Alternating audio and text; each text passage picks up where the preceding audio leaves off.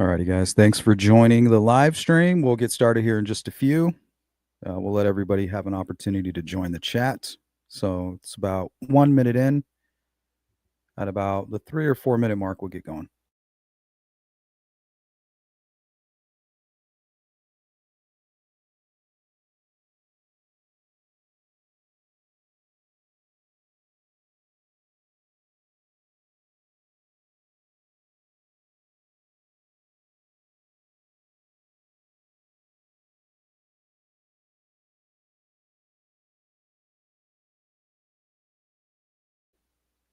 Yeah, I'm going to be putting it on mute quite a bit. My allergies are acting up. So don't panic if you guys hear stints of silence.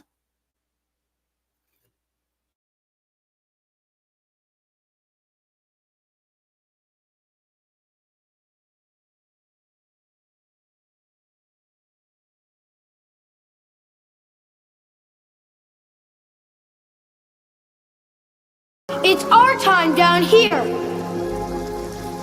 Total stranger. I'm calling you Rick and Look, Sheila bro, like they're we're in not some kind of serving AA breakfast. meeting. Yeah, I'm sorry. Who is this gentleman sitting behind you? Hello, Miss Lady. What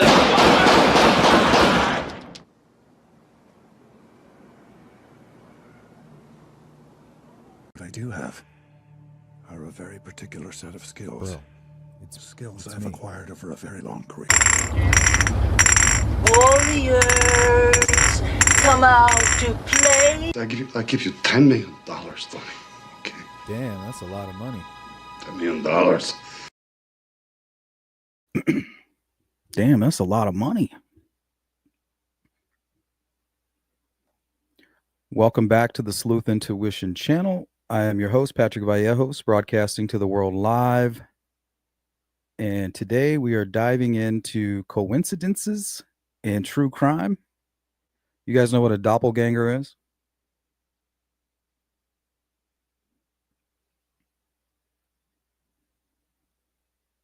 Who out there does not know what a doppelganger is?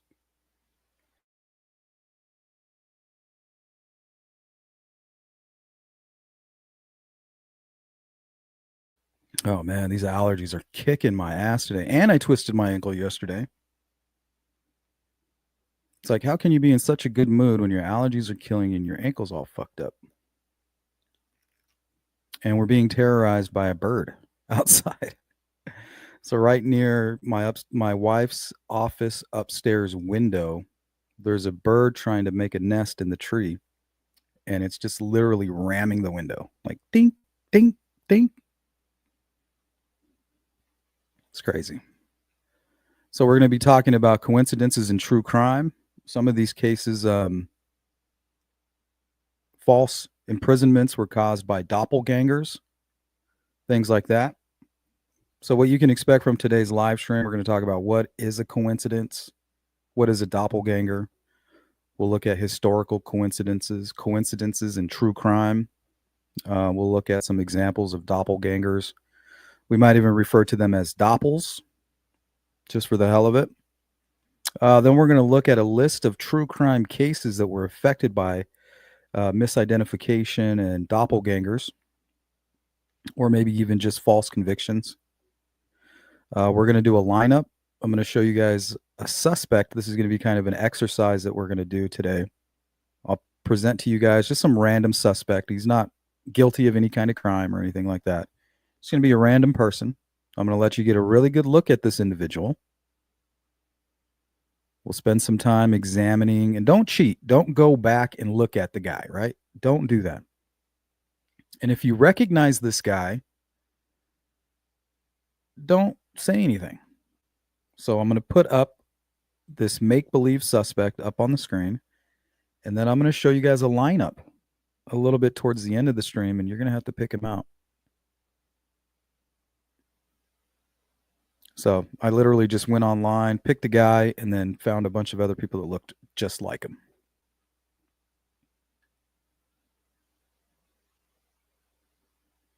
And we're just going to hang out as well.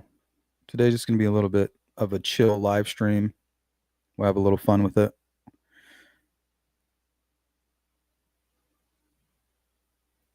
Thank you, Miss Dog Lover. Yeah, if you guys could hit that like button, Remember, guys, we are 100% crowd-funded.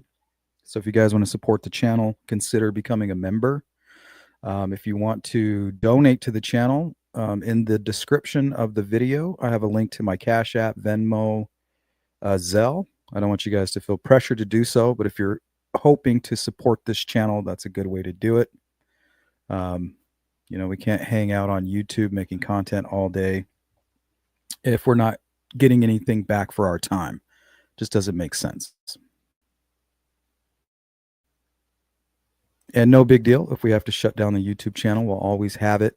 It'll just be few and far between. No big deal. But right now, you guys are doing a great job of supporting my channel, sharing the content, liking it, and just going hardcore for the Sleuth Crew. So big shout out to all of you who have donated to the channel, liked, shared the content, just had positive feedback to provide. Shout out to you guys. Thank you. No specific cases that we're going to cover, but we're going to look at a lot to go over today. Mark, good to see you. Beth Gonzalez, good to see you. Mistress of Wine, what's up? Happy Cinco de Mayo. Ralph, the Blind Pug, what's up? Hopefully you guys are having a great day. It's May 5th, 2025. It's a little bit chilly here in Phoenix, Arizona today. We have a big storm rolling in, so.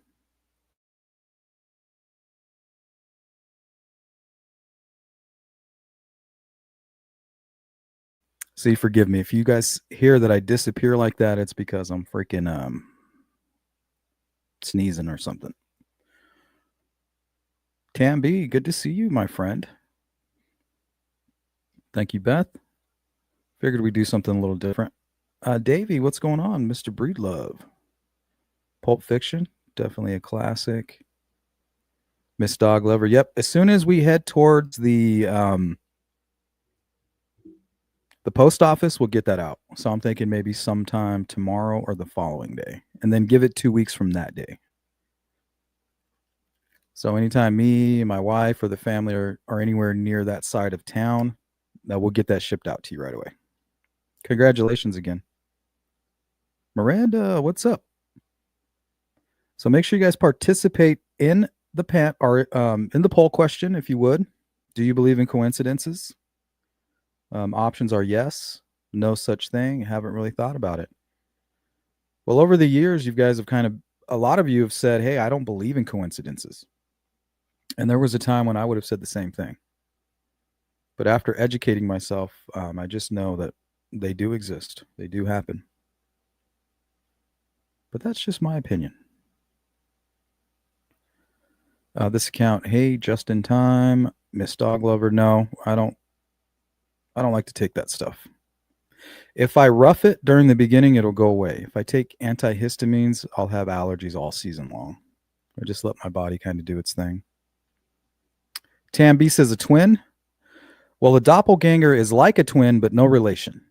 So no genetic relation between the two, other than being human. This account, doppelgangers, do they look alike? Yes, absolutely. Jill Moser, welcome in this account and Jill Moser. Miranda, when I was younger, people always told me I looked like Monica Lewinsky. This was at the height of the Bill Clinton scandal. Sigh. She kind of has what I have. It's like one of those faces that you kind of look like a lot of people. I get that all the time. Like apparently I have dozens of doppelgangers out there. Miss Dog Lover says, apparently everyone has a doppelganger. That's what they say. Some believe it's mythological.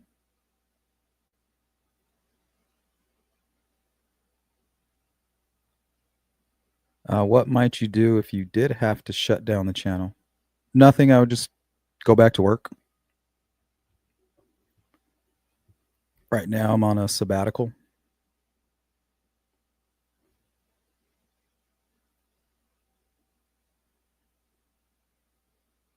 She Warrior, hello, all listening from work.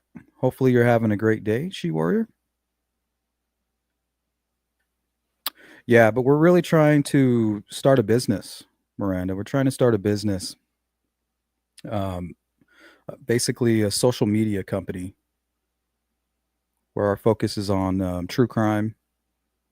Hopefully, one day we can mobilize and actually get out there, boots on the ground. Um, mobilize a group of people and resources. Get the drones in the sky, get boots on the ground, maybe some ATVs out there in the backwoods, and try to tackle some of these cases. We're just not there yet. We don't have enough support. So we'll keep at it. Can't do it without you guys.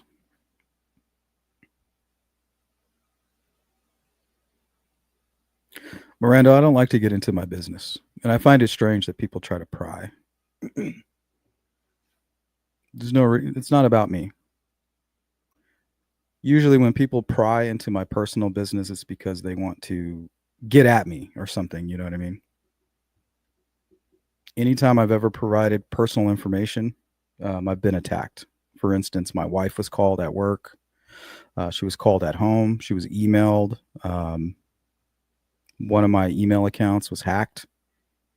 So there's no reason for me to be sharing the names of my dogs, names of my kids, where I work, where my wife works. It's not important.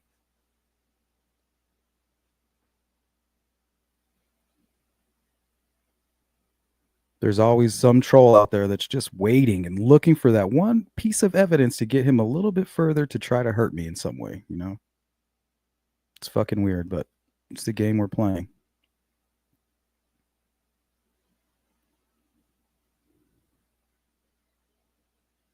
So terrible, you have to be so careful. I mean, it's just losers out there. I mean, what are they going to do? It's just annoying.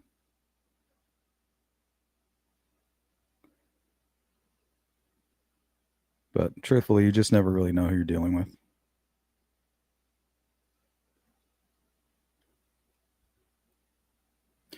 You never know these days.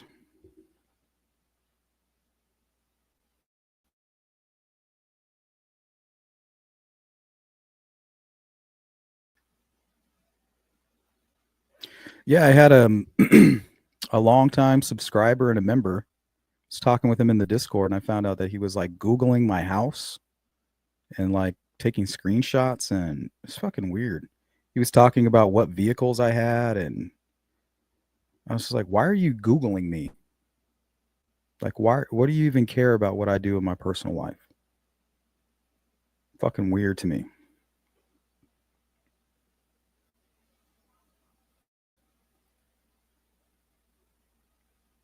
Uh-oh, looks like we're having problems again. How's everything going on that end? Maybe I should shut my camera down. Hold on.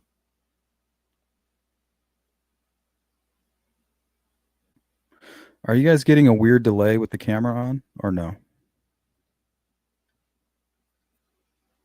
Because I'm watching it on my secondary screen over here, and it looks like it's kind of blurry.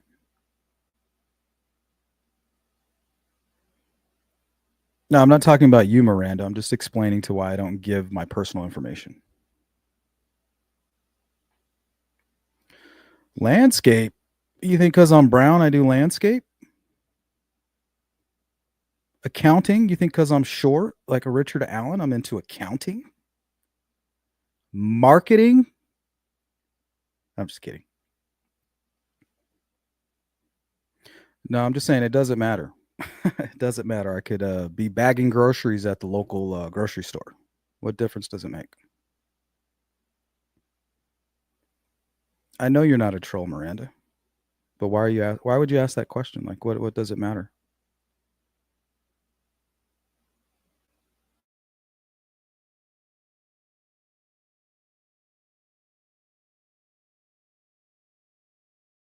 Affected on viewer hurt because of him.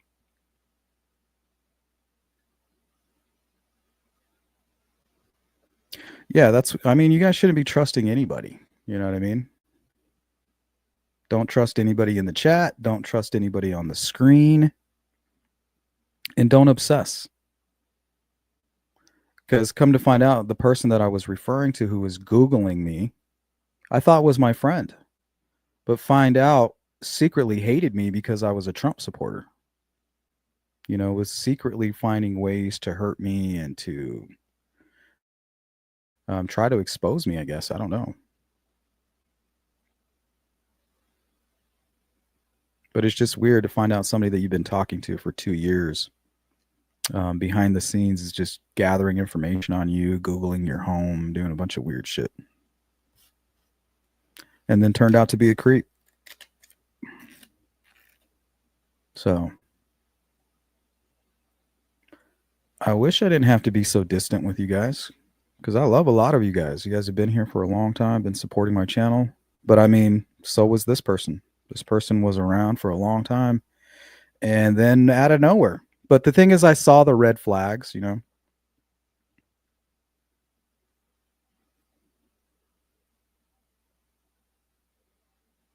Even at the beginning, I told myself this is going to be one of those situations that just 360s on me.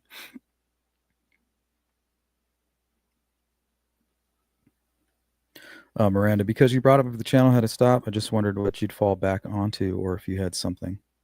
I mean, obviously I wasn't always a YouTuber. I own a home. I own multiple cars. I don't just do YouTube for income. I build furniture. I have lifetime friends who own businesses. I could step in at any point, just for the day, even if I wanted to. That's what I do when my channel's not doing very good. I hustle.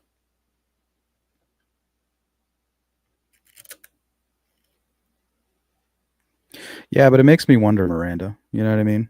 Like, there's a lot of people who like to argue with me, and they do like this little passive aggressive stuff at me, and they're always asking like little questions, So it just makes you wonder. There's somebody out there right now watching going, yep, I wish this motherfucker would slip up. But just so you guys know, I'm not hard to find. All you got to do is Google me. My address will most likely pop up. But remember, that's on you. If you're that guy and you're Googling a YouTuber because you're mad, frustrated, jealous, whatever it is, he disagreed with me, he blocked me, like, you have to live with yourself. That's on you, not me. Okay, so far the poll. Do you believe in coincidences? 53% of you say yes. 28% say no such thing. 19% say haven't really thought about it. That's out of 32 votes.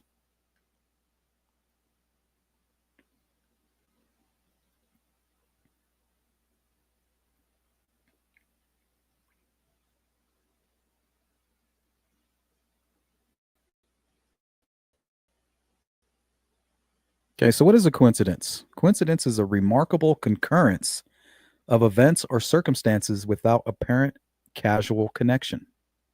For example, they met by coincidence.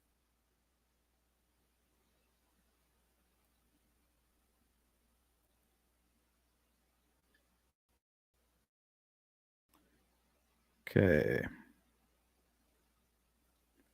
Karen Hick, why would you shut it down? Well, I wouldn't shut it down. You just wouldn't see me. And we're kind of getting to that point. And I don't use clickbait. I don't tag a million things. I don't follow conspiracies. I don't family blame. And it's tough because if I really wanted to do things a certain way to make money, you guys know who I'm referring to. I would just become them. I would just do those things. But if I can't do it my way, like Frank Sinatra, I don't want any part of it. And I believe that there's plenty of space on YouTube for everybody, for ethical types. And that's what we're trying to become. A channel of character. But that's not what sells. Drama sells. Conspiracy sells. Attacking sells. That's what people want to watch. They don't give a fuck about me. Most of you out there don't give a shit about me and what I'm talking about, what I'm doing. You're just glad that somebody's up on the screen. And if you wanted to, if somebody else popped on the screen, you just switch to them. Maybe you're happy now 2 people are live and you're going to bounce back and forth. You don't care about me. You could care less. What's up, Charles? Mofo's running background checks. Oh, yeah, that's been done. Had a lot of that done. Miranda says, I like to tease you sometimes about Trump because you know I'm more liberal than you. I've never Googled anyone on YouTube. I use my real first name. I have been burnt by other YouTubers. Yeah, YouTubers are usually the worst, you guys. You know, I've met a lot of scumbags who have tried to hurt me for really no reason whatsoever other than their own psychopathy, I guess. Ziggy, it's probably not you, but those trolling and not commenting would love to get info that was said and used it against them. Yep, absolutely. Good to see you, Charles. Not much. We're going to be talking about coincidences in true crime or coincidences in general. We'll talk about the doppelganger. And we do have a poll running. Do you believe in coincidences? Yes, no such thing. Haven't really thought about it. Also, we're going to have our own lineup, you guys, our own lineup of what I consider doppelgangers. And maybe before we go any further, we'll show that. Now, you guys can get a good look at this. This is our hypothetical suspect. You're going to be picking this person out of a lineup towards the end of the stream. And if you guys see me having any issues with my video or my audio, please let me know. I'll just shut the camera down.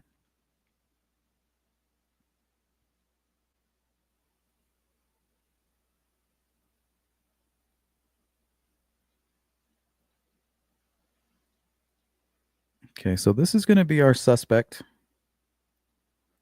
Let's say he was captured on CCTV footage.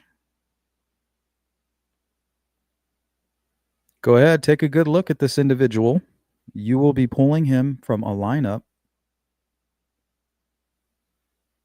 Because most of these cases that we're going to cover stem from shitty lineups, bad witness recollection, cases that lack physical evidence or physical evidence linking the suspect to the crime scene. Everything was circumstantial, coincidental even. Karen Hicks, I don't want you to stop I don't want to stop the channel either. I love this. That's why we're trying to turn it into a business. And people say, oh, well, you're just clickbait. You're using victims to make money. Well, first of all, I'm not making any money at all. I have no money right now. If I want money, I have to go to my savings account. And the moment that I have to pay any of my bills and go into my savings account is the day that you probably won't see me for a while. Because I'll have to stack some chips.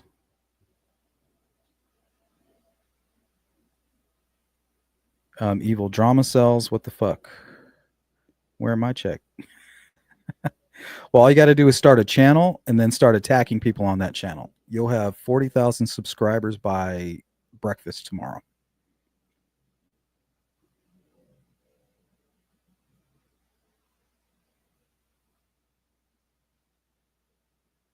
Some trolls have many accounts. As a moderator, I'd love to be able to see when the account was created. Can't you? If you click on the YouTube channel and go to the channel and pull up the bio, it should be there.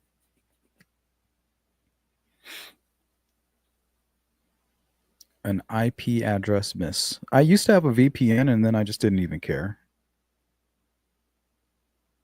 I'm not hard to find. My name is Patrick Vallejos. I live in Phoenix, Arizona. Come get me. Or please don't. I'm just saying. I don't want a problem.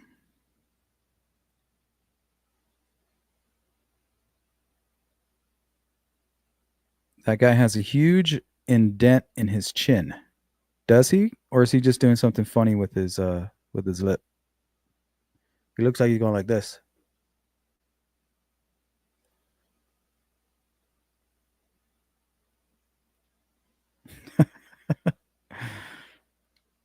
All right, guys, get a good look. We're going to pull them off the screen, and you're going to have to pull them out of a lineup at the end of the live stream. Think you can do it? Miss Dog Lover, is that Luigi Mangione? Could be. Could be. You got it, Miss Dog Lover. Get it out as soon as I can.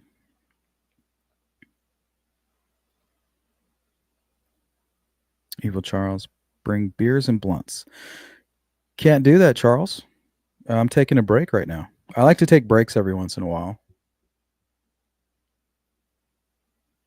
When I start seeing my weight kind of go back up like it has, like I was at 230 pounds and I dropped down to 175.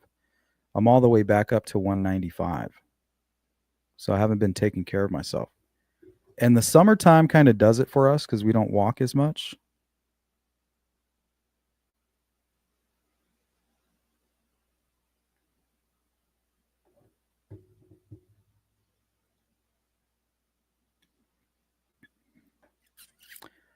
Maybe it is Luigi.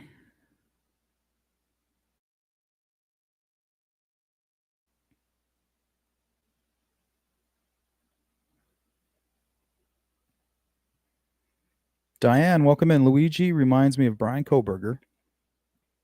Probably because they're both tall and lengthy with bushy eyebrows. I don't know. Yeah, the bushy eyebrows might do it. But Luigi is like a handsome man. You know what I mean? He's got everything that makes a face handsome. I guess it would be the chin, the high cheekbones, the sucked in, the dimples.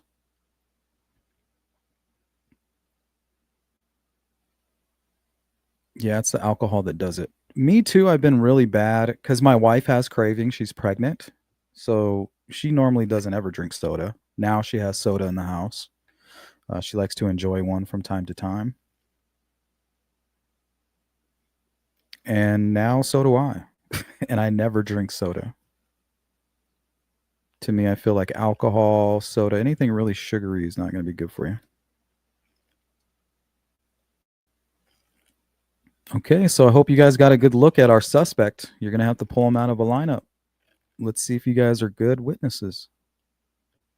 And I really don't think there's a such thing as a good witness. The only good witness is a clear photograph or security footage.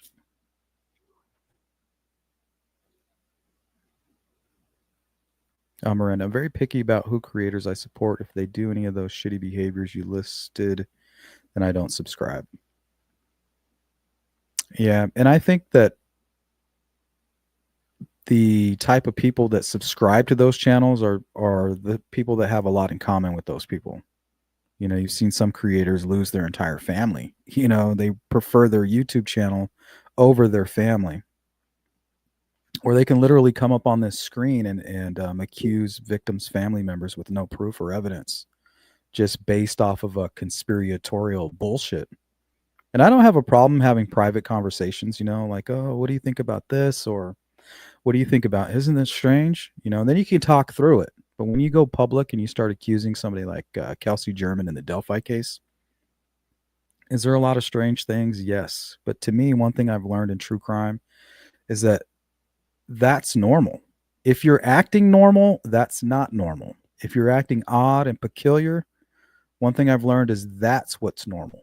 You know, when you start acting like you've read a script and you're playing a role or a part, then it raises red flags for me. But if you're acting strange and, you know, your timing's off, you're not reacting the way you should and things like that, to me, that's totally normal. Davy Breedlove, I think it's a Luigi doppelganger. Might be. It might be. Might even be Luigi himself. I think he looks like Luigi. 6'4", New Jersey is pretty. Miranda says, I don't think that's Luigi. Kind of looks like him. Cyber, 155 pounds.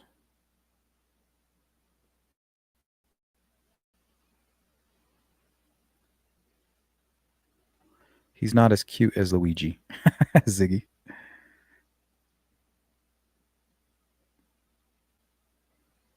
Okay, let me zip on down. Miranda, smoking weed makes me want to eat everything in the house, so I try to stay. It doesn't really give me munchies, but sometimes it does. If I take a break like I'm planning to do and then start smoking again, then oh yeah.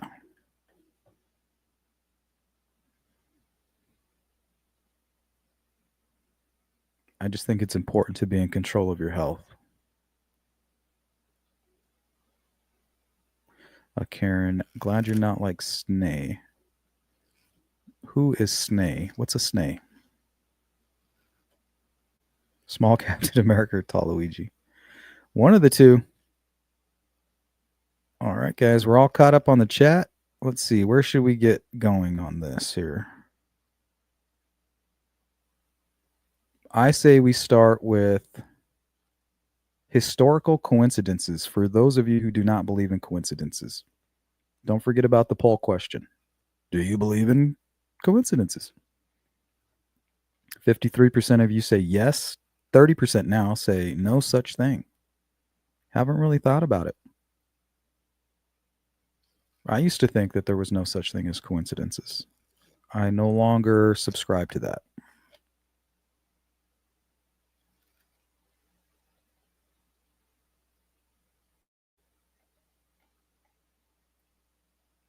Okay, the name of this article was Strange Coincidences That Will Leave You Speechless. You guys want me to share this with you up on the screen?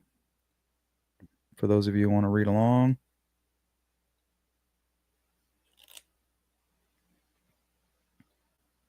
Mustang, what's up? Some creators do not care about their viewers. That's why I've gotten rid of some of my memberships and subs. Well, some of them don't even care about themselves.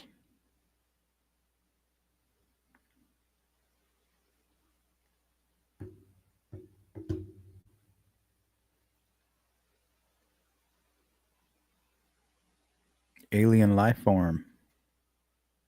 Kennedy Lincoln. I think there are some Lincoln coincidences mentioned. Let's see. Mark Twain, the Hoover Dam, Unsinkable, the Separated Twins, the cab driver in the wheelchair, the King Umberto, the bullet in the grave, the reincarnation of Maureen Wilcox, the swapped hotel guests, the premonition of Anthony Hopkins. So I'll read a couple of these, and then we'll do the same thing with coincidences found in some true crime cases. We're always dealing with the time constraint.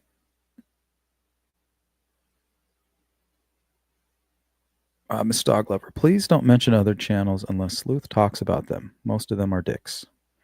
Yeah. There's no such thing as bad advertisement, right? So anytime you mention somebody's name that you don't agree with or don't support or like, every time you mention them, you're just advertising for them.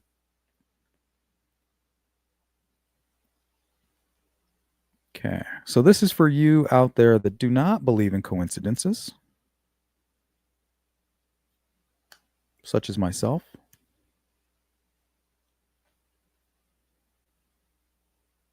Or excuse me, I do. Some of you don't believe in coincidences. I do believe that they do exist. In 2002, two identical twin brothers were killed in separate accidents along the same road in Finland, just 2 hours apart.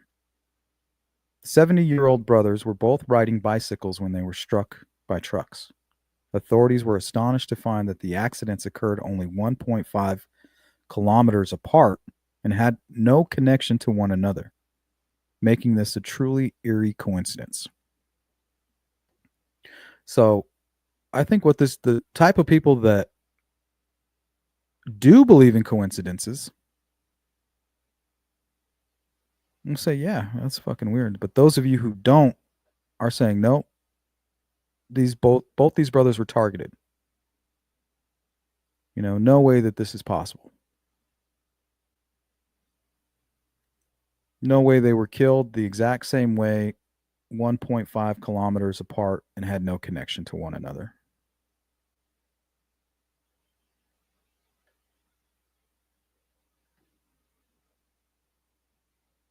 Some of you are thinking, well, it must be a flawed investigation. What's up, bad actors? Welcome in.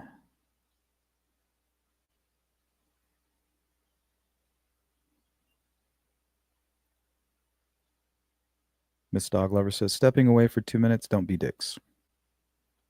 Cindy Lean is in the building. Good to see you, Cindy. How are you? Hopefully you're having a great Monday. Doesn't feel like a Monday for whatever reason. I woke up and I said, you know what, babe? This does not feel like a Monday. You want to know what she said to me? My hips hurt. She's pregnant. She said the baby's getting heavy. My hips hurt. That was her answer.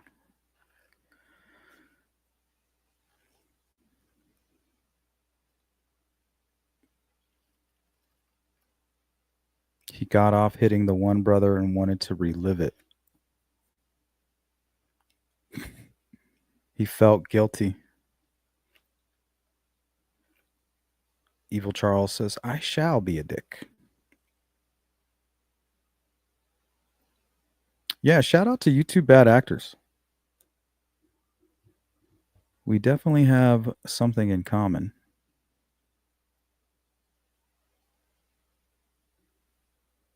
Call her old, it should help. Yeah, she don't like that.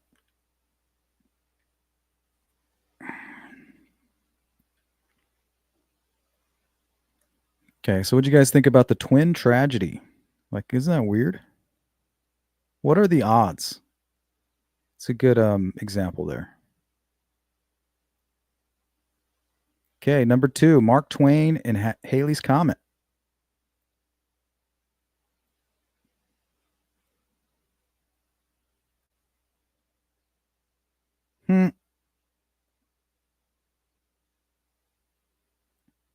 Fallout's tell her, well, she's losing all this weight. I'm actually concerned. We talked about it with her doctor, but she's not really gaining weight. Well, she has as of like a week and a half ago, but even if I told her that, she wouldn't believe me. I came in with Haley and I'll leave with her. Haley's Comet. Are you part of that Hellbop cult?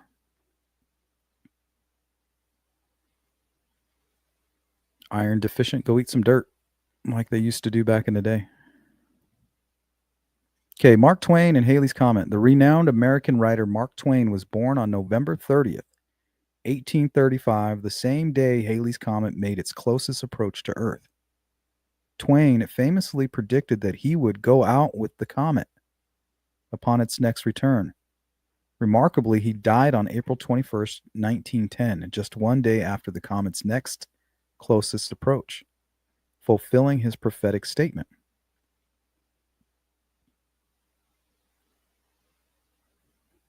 That's crazy. Then you have to wonder how accurate these are, you know?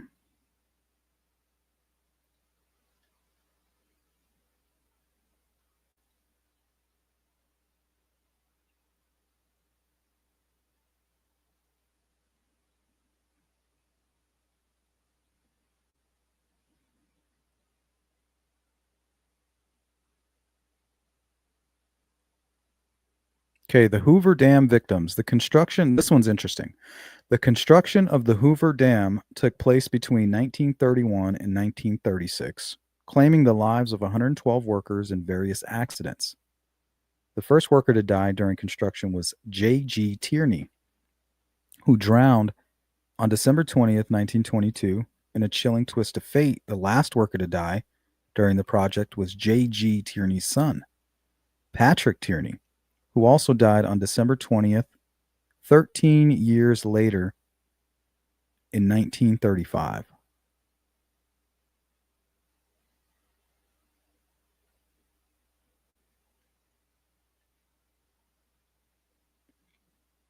Trey Bazaar.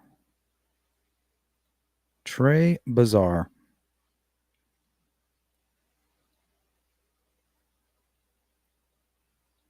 Did you guys catch that?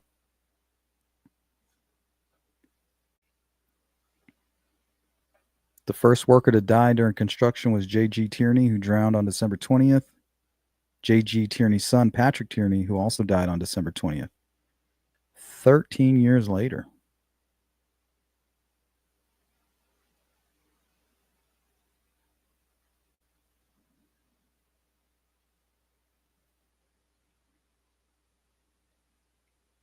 Oh my God.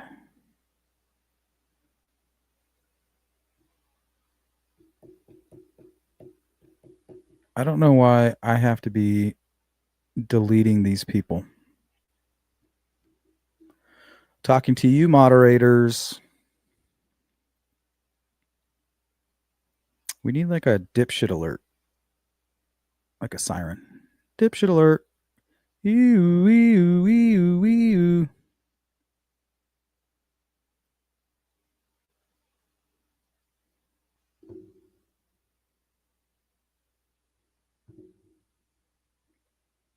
Or maybe that purge siren.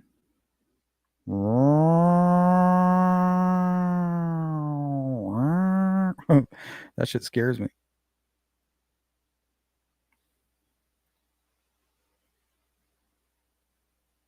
Yeah, Miss Dogler, I'm quicker. I think it might show up on my end on StreamYard like 2 or 3 seconds before you guys see it.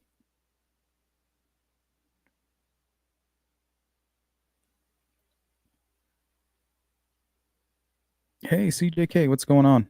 We're talking about coincidences in true crime, doppelgangers, some doppelgangers that have actually caused false imprisonment, bad witness recollections, bad lineups. And if you guys are just walking in, let's take a look. We're going to do a mock lineup with a mock suspect. And the lineup is going to be completely filled with people that look identical. So if you're just joining us, this is our suspect. Public enemy number 1. And at the end of the stream, you're going to have to pick him out of a lineup. So you got the weird thing going on with his mouth. So it might make it hard to identify him. Look, he looks suspicious.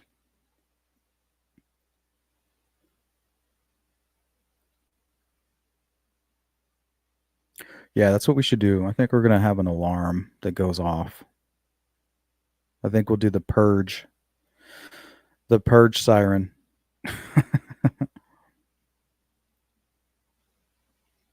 Diana, Ellicar Bridge Guy is your doppelganger, not Sluice. Well, what's funny is Richard Allen is kind of a doppelganger for somebody. Let me see if I can pull him up.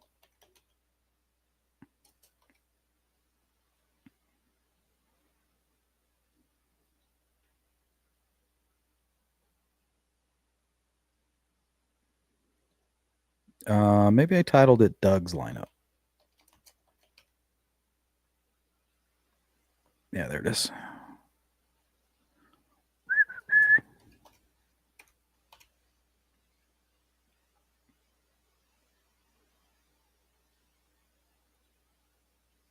So this is relating to the Delphi case. Let's pull this up.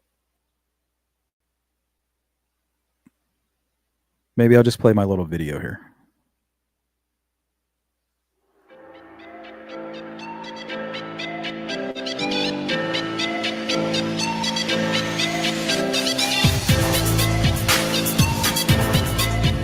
For music with the Douglas Rice was a Vietnam War veteran with a passion for music.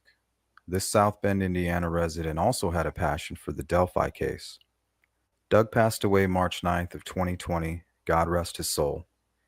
Before Doug passed, he was hard at work searching for answers Charles. in the Delphi double homicide investigation. Doug was able to speak with one of the witnesses mentioned in Richard Allen's probable cause affidavit and also mentioned in the Delphi Lost documentary long before the public knew anything about it. In this video, we will talk about Doug's lineup. I forgot to mention this in my last live stream, so I decided to make a quick video. Doug Rice stated he put together a photo lineup consisting of local deviants and POIs circulating the internet. I'm assuming it looked something like this. Look at this group of winners here. I've never seen such a sorry sack of shit in my life.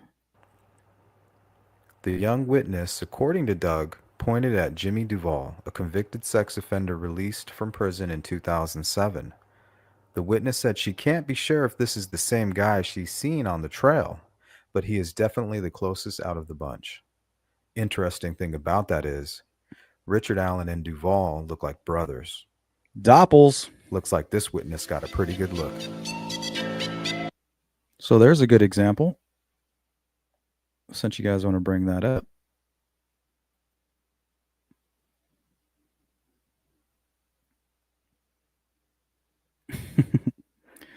Yeah, you look like Tom Cruise too. Brad Pitt even. People say I sing like Elvis Presley. Yep, Jimmy Duvall, who actually has a connection to Libby. Her aunt is married to Jimmy Duvall's daughter. Believe it or not. Yeah, Chadwell is scum.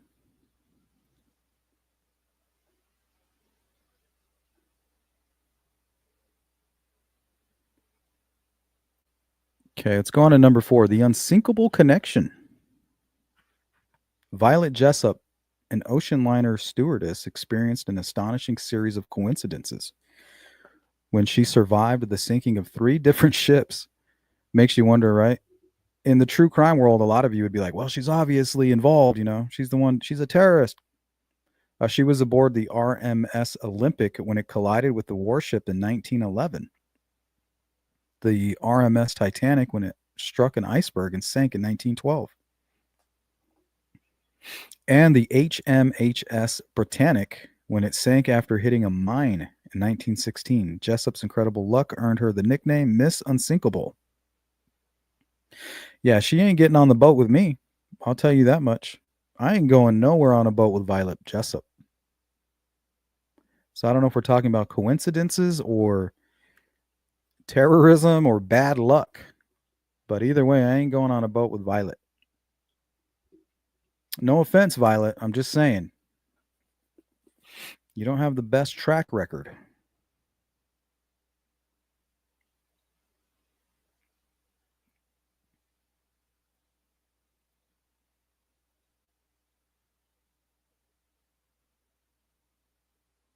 Yeah, thank God. Yeah, law enforcement, you have to give them the kudos they deserve. They saved her life. They saved that little girl's life. From Chadwell, he was planning to chain her to a bed and do God knows what with her. Makes me sick just thinking about it. All these missing children, that's where they're at. A lot of them are in that kind of a situation. Remember, how many times do we have to find women escaping from homes they've been held captive for, decades? We had a case of a guy who traveled after catfishing a young girl. He traveled all the way, I think, from Pennsylvania to California, killed her family, and was going to take her back to a home that he just purchased with a basement. And he planned to keep her there as his sex slave in the basement. Thank God cops busted his ass. Great investigative work. Shout out to that team.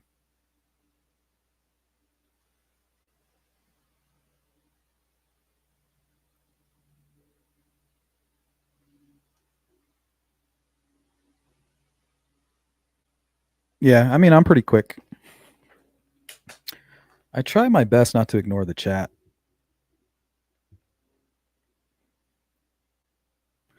All right, so moral of that story is don't go on a boat with Violet Jessup. Charles is asking if I seen a Milwaukee guy. No. The only Milwaukee guy I know about is Jeffrey Dahmer, who worked in the Hershey factory there. I had a buddy from Milwaukee. He worked in the office across from me for a while. And he told me when he was living there and all that news broke, they had to shut down the Hershey factory because they weren't sure if there were more victims that were being disposed of there. David Boyd. Oh shit, Cyber, I didn't know that. That's interesting. Kidnapped 2 girls recent. Just got caught. Good. Okay, maybe we'll go into 1 or 2 more of these stories, and then we'll get into some true crime examples of coincidences. Coincidences do happen. Some of you don't believe that. I do, but I know some of you don't, and there was a time when I myself did not. I always thought it was some kind of way the universe was, talking to us.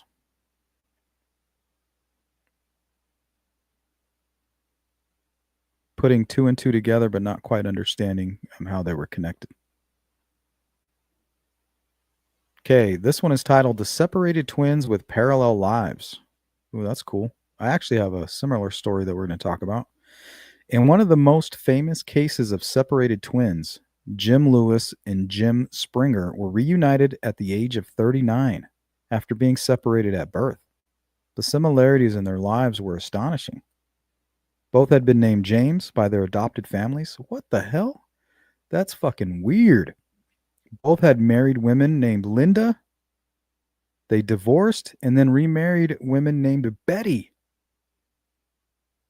Both had sons named James Allen and James Allen, respectively. That's fucking weird. The coincidences didn't stop there. Both had owned dogs named Toy, worked as sheriffs, and even vacationed in the same Florida beach town. I find that hard to believe. That's very bizarre. Hey, Cindy with the super chat sponsoring today's live stream. Thank you, Cindy. I appreciate that. Stop that right now. Welcome in. Chadwell looks like a young BG sketch. That's kind of a stretch.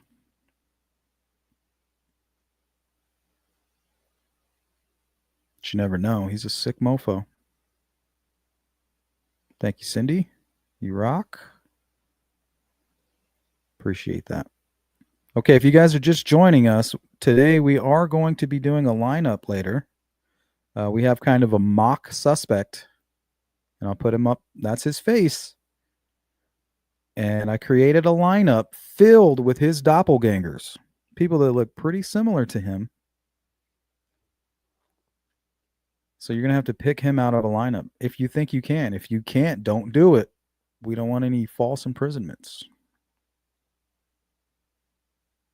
Just a little exercise we're going to be doing today. And also, if you haven't participated in the poll, do so now.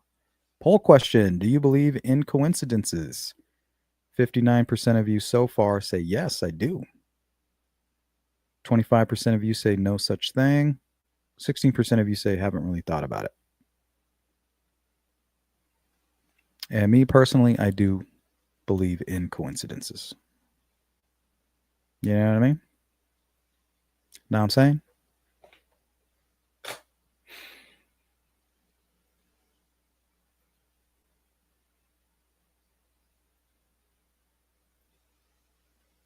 BG's nose. Yeah, his nose was very noticeable. Richard Allen had a very specific type of nose.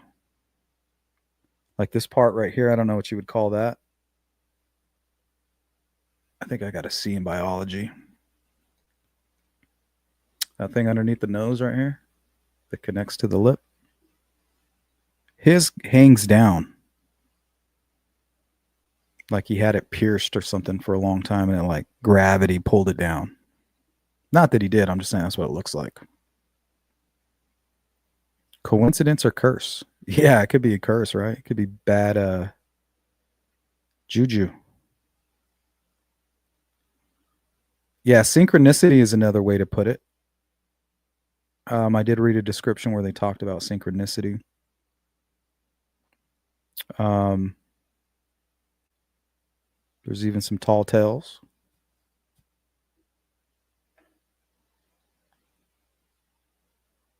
Yeah, that's true. All right. Do you guys want to see more of these historical ones, or you want to move on to a couple true crime examples? Maybe this will be the last one here. and then I'll get your feedback. Number 6, the cab driver in the wheelchair. In 2008, a British cab driver named Tom Burkhall saved the life of a wheelchair-bound woman who had fallen onto a train track. 1 year later, Tom was hailed a hero once again when he saved another woman who had fallen onto the tracks. And unbelievably, it was the same woman he had saved previously. This extraordinary coincidence demonstrated Tom's incredible luck and quick thinking, as well as the power of fate in bringing people together. See, some of you out there are saying, that's no coincidence, buddy. That's a bad investigation. Like, this guy's obviously stalking her or trying to kill her or trying to have some kind of a hero complex. Or she herself, or it's just a coincidence. I don't know. I don't think all of these are going to be coincidences, right? This one seems a little bit strange.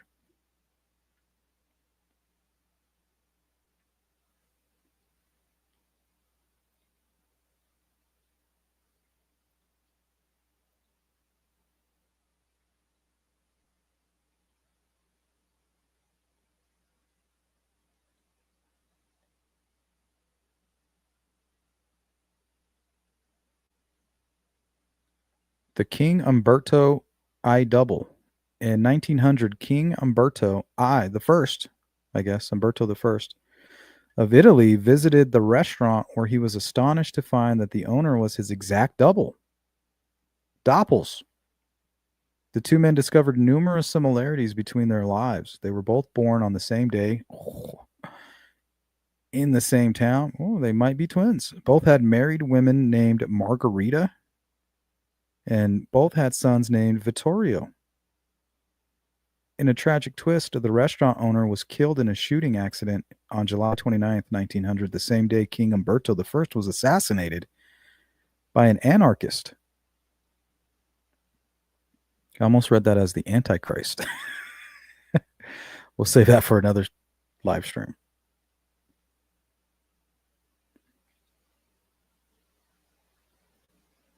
God sending help? Or a psychopath trying to manipulate somebody, perhaps. Maybe that's his MO. He throws people onto the tracks and then rescues them, but didn't realize that it was the same woman. Commonalities.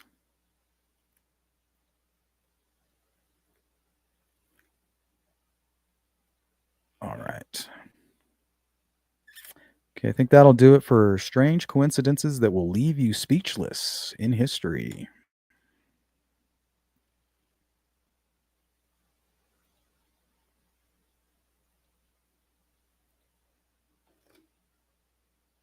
Okay, let's pull this guy back up on the screen.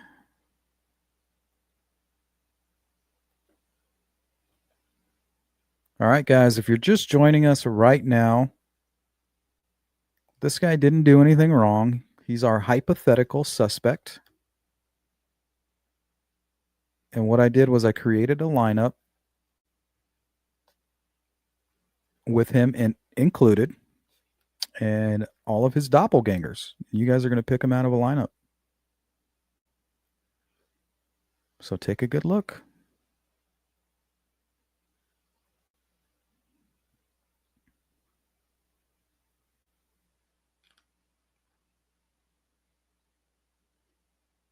I don't think so. Sometimes psychos, I think, are people just born without a soul. Empty vessels.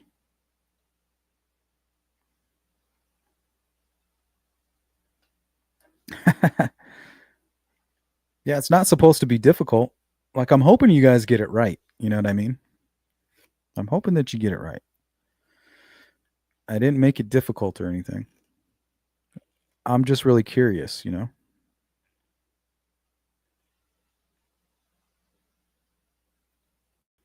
Bad actors. I did lose weight, but then I gained some back, but I'm still below the threshold.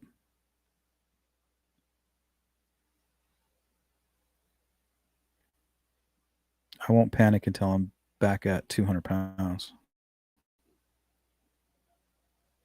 Chunky monkey. Nope, still a fat ass. Thank God my wife is a chubby chaser. Chubby chasers unite. All right, so I think we'll look at 3. If you guys want to go look at all of these, just type in Google or whatever 10 coincidences and connections in the world of true crime. That ought to get you here.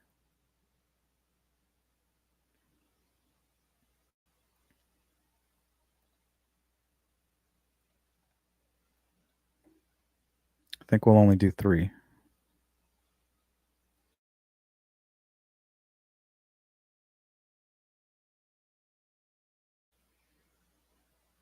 Thanks, bad actors. I appreciate that.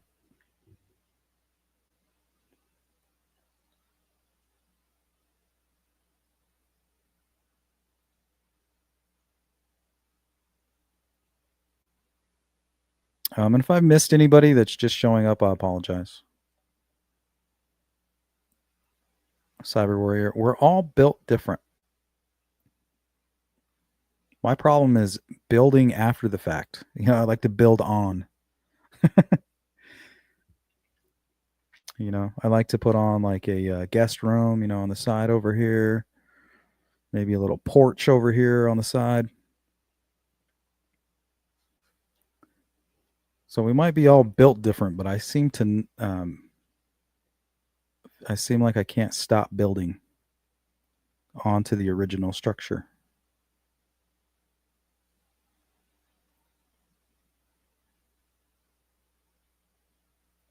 Always good to see you this account.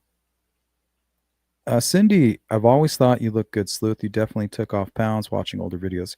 Yeah, if you go look at my original videos, my head's like this big. Like literally. But I also had a really massive beard that didn't help. So Susie Lamplugh and Steve Wright. So these are true crime examples of coincidences.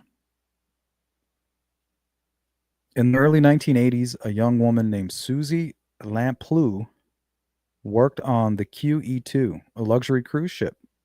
Crew members regularly socialized below deck, and Lamplugh formed a friendship with steward Steve Wright. Back in London, the pair met for drinks, but eventually lost touch when Wright went back to sea, and Lamplugh stayed in London to work in real estate. After parting ways, 25-year-old Lamplugh was to become the most high-profile missing person in Britain, while Wright became a prolific serial killer known as the Suffolk Strangler. Lamplugh had vanished from a busy street in 1986 while on her way to meet a client. The only clue was the name Mr. Kipper, scribbled in her diary. She has never been found and is now believed to have been murdered by her kidnapper. Wright returned to the UK and was working as a forklift driver and cruising red light districts by night. In 2006, he murdered 5 women over a 6-week period and is now serving life in prison. Wright is not believed to be responsible for Lamplugh's murder, as he targeted sex workers and does not fit the description of the mysterious Mr. Kipper. So what are the odds that this woman is one of the most high-profile missing people in Britain, and she dated a serial killer? Who's to say that he didn't step out of the MO for whatever reason and killed her? So a lot of you out there who don't believe in coincidences are probably thinking, well, this is just a flawed investigation. There's something that they don't know of, right? Kind of like with me and Keegan Kline. Like, hey, all these coincidences attaching Keegan Kline with the Delphi murders, right? In my mind, I'm thinking, well, it's because there's no coincidence here. They just haven't found the evidence to link them together.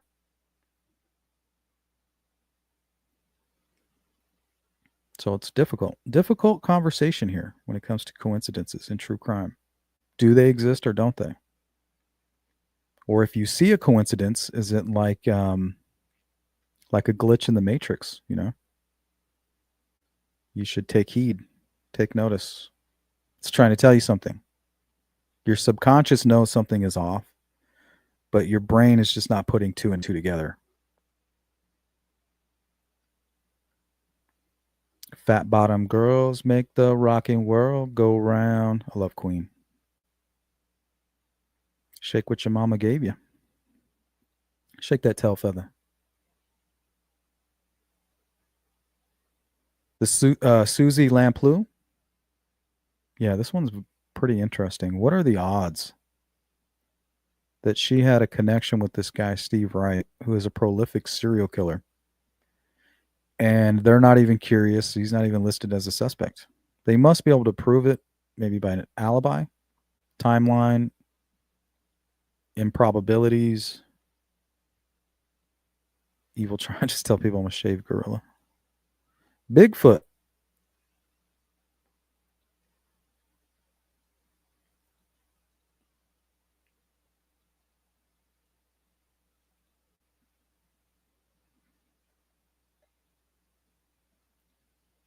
Yeah, that's true. It's kind of like serial killers. Their first victim is usually somebody that they know. They make all their mistakes with the first victim, and then they kind of adapt from there or evolve from there. Like the Green River Killer, his first victims, they were found easily, and then after that, he started weighing his victims down with rocks. So the MO doesn't change; it just evolves. They just get better at what they do. They don't ever really change it up, right? Cindy Lee says, we aren't done with Keegan Kline. Well, as of right now, officially, it's just a coincidence, right? Keegan Kline, Anthony Schatz, talking to Abby and Libby, confessing, and then Richard Allen showing up, committing this murder, and we don't really have any ideas. Right now, that's just a coincidence. Do I believe in coincidences? Yes, I do.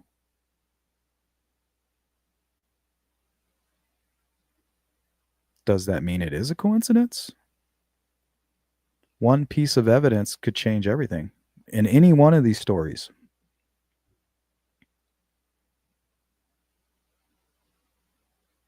John Cannon is the main suspect.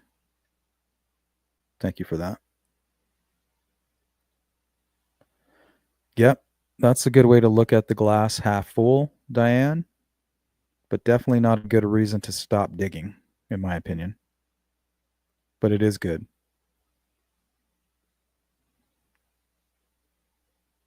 Yeah, your typical psychopathic serial killer preying on weak individuals, people that will actually get into your vehicle. I think a lot of serial killers, they start out thinking, well, how am I going to get to my victim? How am I going to get privacy with my victim? How am I going to kidnap them off the street or break into their home and do this and that without getting caught? Well, that leads them to the prostitutes or the sex workers, because they're literally going to get into the vehicle. Most times they're addicted to drugs or they've run away from home. So if they go missing, their pimp or other sex workers or clients are just going to think like, okay, maybe she went to rehab. Maybe she went home. Maybe she changed her ways, got rid of this lifestyle. So nobody reports them missing. So there's a reason. These serial killers are trying to find a way to get to their victims and torture people because that's what they fantasize about. That's how they get off, sexual sadism. So they target sex workers because they don't have to kidnap them. They don't have to panic once they've committed the murder because, for one, the victim gets into the vehicle willingly. And if they end up going to a strange place, that's expected. They don't panic and fight back. They're like, okay, we're going to do the deed and then they're going to take me back. But that's not what happens with serial killers. They're just grateful that you got into the car. They didn't have to commit a kidnapping. Nobody's going to call you because they feel like, what did Bit Rolf say?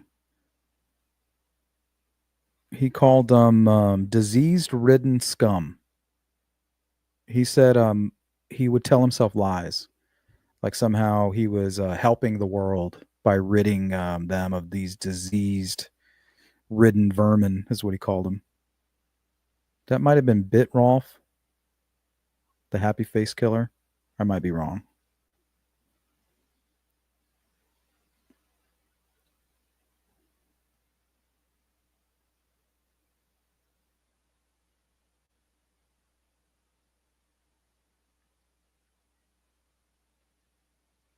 Hey, Scott, shout out to Yorkshire. Oh, yeah, Jimmy Seville. What a piece of shit that guy was.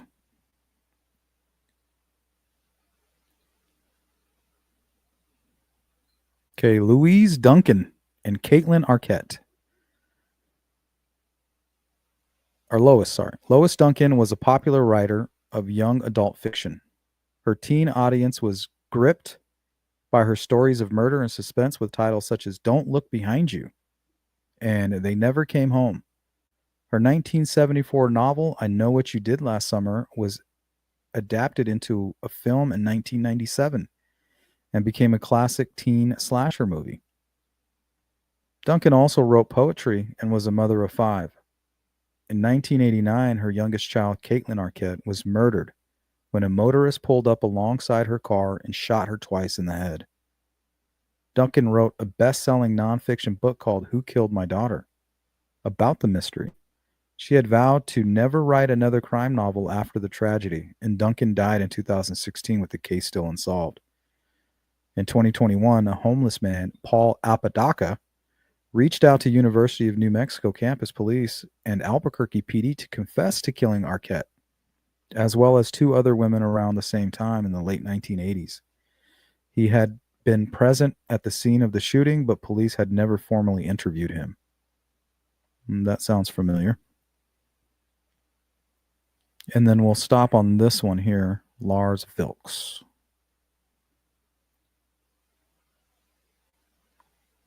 Thanks, Mark. I appreciate it.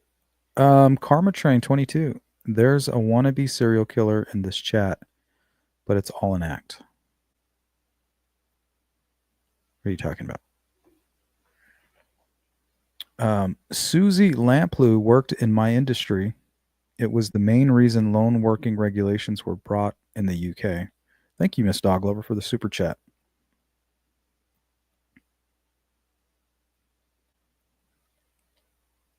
She was talking about the first one that we discussed. Yeah, I don't think anybody should be walking alone at night, honestly.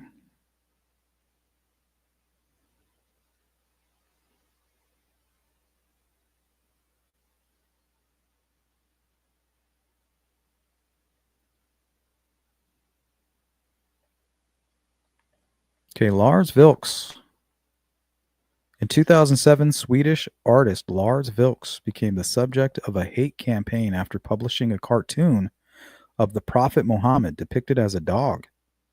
The drawing caused huge offense and earned Vilks multiple death threats. And terror group Al Qaeda placed a 100,000 bounty on his head. Vilks went into hiding under police protection and survived every attack on him. When 2 men set fire to his house in 2010, he escaped unhurt. In 2013, a U.S. woman was jailed for hatching a plot to kill him. In 2015, Vilks was a guest speaker at a freedom of speech event in Copenhagen when a gunman opened fire, killing 1 person and injuring 3. Vilks was ushered out of the event unharmed, and the gunman was shot dead by police. In 2021, Vilks was traveling in an unmarked police car with 2 plainclothes protection officers when their vehicle swerved and crashed into the path of an oncoming truck.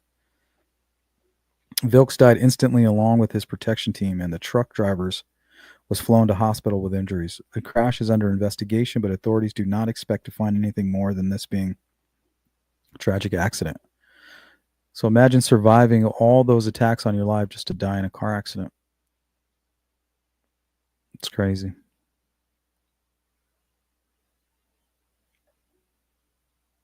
Be careful, Mustang. Hopefully you're packing some heat.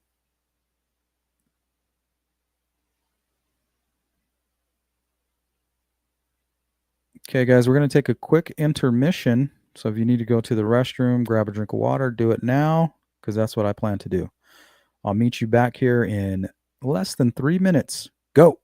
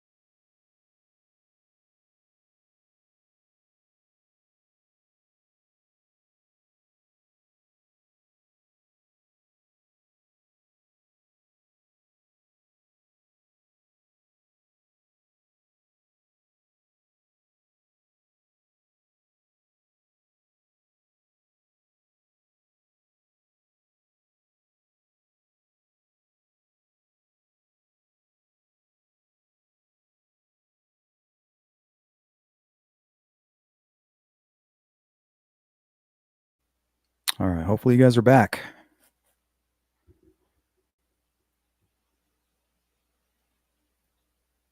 Hey, thanks, Mark.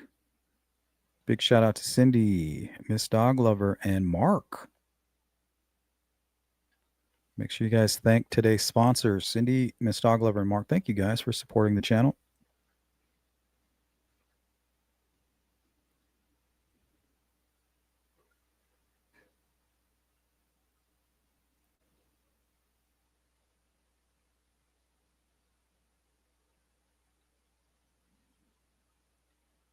Hey, Fishy, what's up? Good to see you. Okay, if you guys are just joining us, we're talking about coincidences in true crime, coincidences in general, doppelgangers, things like that. So what we've done, I put together a little exercise for you guys. I titled it The Lineup. This is going to be our mock suspect. He's really not, it's not really a criminal. Just some random guy. So he will be our suspect number one. Now I created a lineup with a group of individuals that look just like this guy. So you just witness him commit a brutal crime, a homicide, let's say. And you will have to pick him out of a lineup at the end of the live stream. Do you think you could do it? And we also have a poll going. Do you believe in coincidences? 65% of you say, yes, I do. 22% of you say no such thing. 14% say, I haven't really thought about it. I myself do believe in coincidences. At one point, I did not. You know, I always thought that something was there. We just haven't found it yet. You know, there's a connection there. We just haven't found it.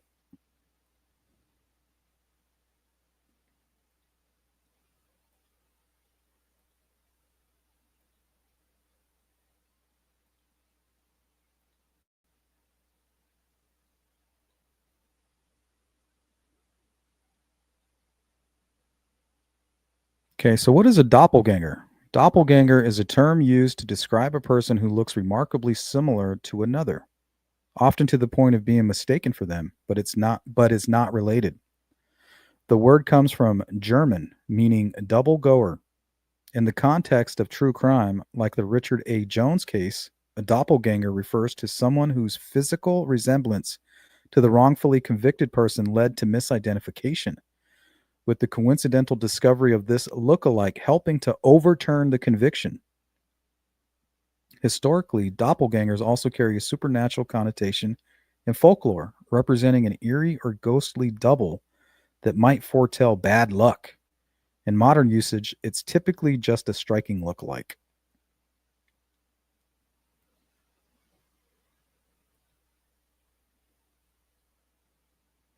Let's take a look at some weird doppelgangers before we get into some of these true crime cases.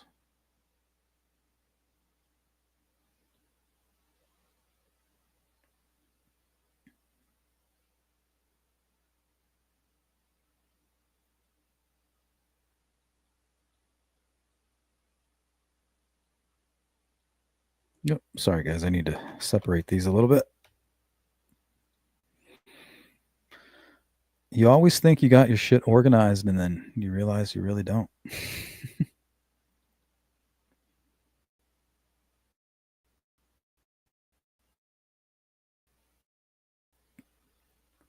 So some examples that I found online. Steve Harvey. This guy was actually on the Steve Harvey show. But I don't know. Does that mustache looks kind of fake?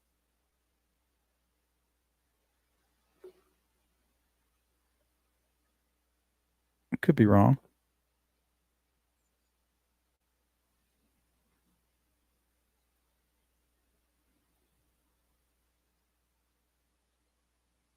Yeah, apparently it's bad luck or something.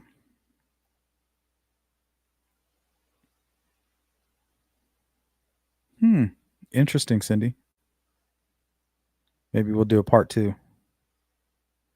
So if you guys have any interesting doppelganger stories like Cindy here, let me know. Put it in the comment section if you're part of the replay crew.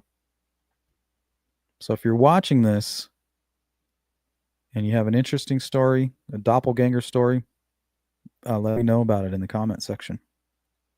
Maybe we'll revisit this topic.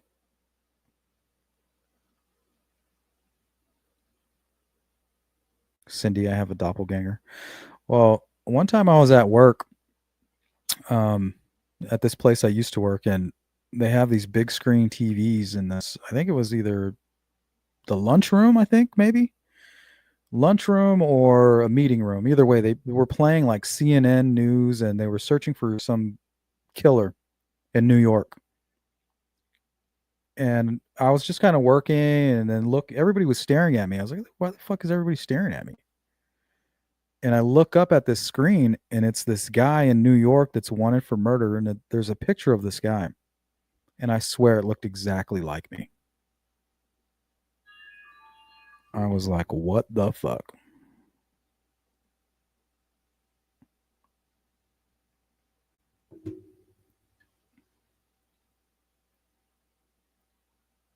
Fishy, anyone who has kids has probably experienced watching their kids go up to somebody thinking it's mom or dad and then laughed at their surprise when they realized it's somebody else.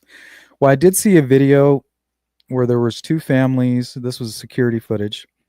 There was 2 families kind of walking around, and the mothers looked the same. Or no, not the mothers. The children looked the same. And the mother just reached down and grabbed the wrong kid's hand and started walking down the aisle with them while the other parent freaked out. But it was just an honest mistake.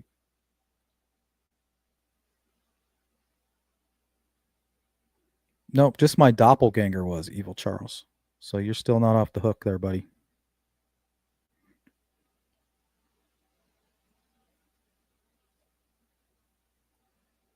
So we got Steve Harvey. Who else we got? I can't remember her name.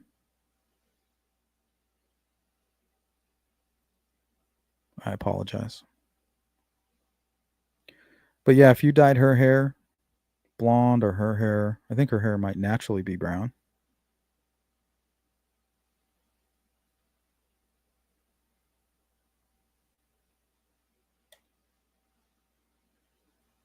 Shakira.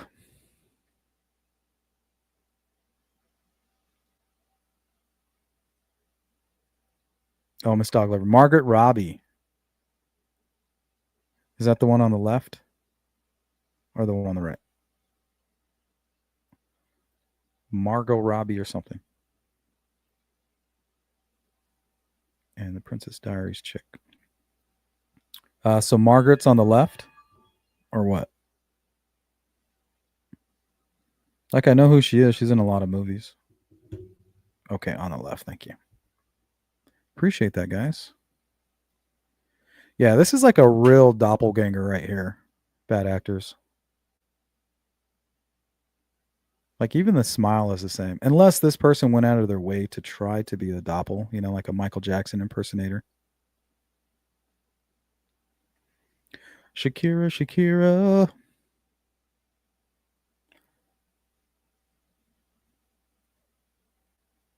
Princess Diaries and Havoc chick.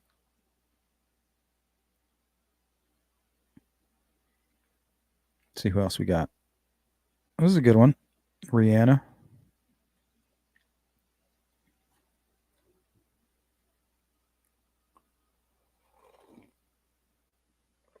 So today's coffee is Starbucks, dark roast, no sugar, a little bit of almond milk. Trying to avoid sugar.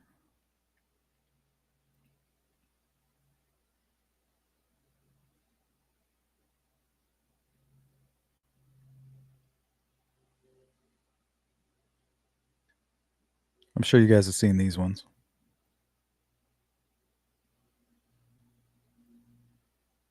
Miss Dog Lover. That's Rihanna and Rihanna. Nope.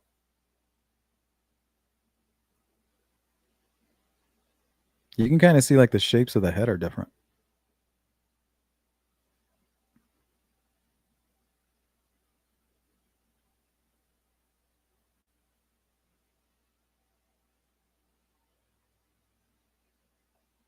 Maybe the lips are different even.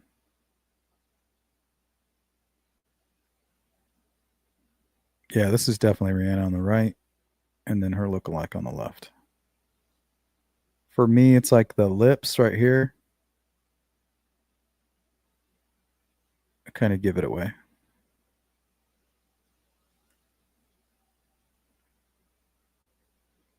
And I'm sure a lot of this is like tricks with makeup.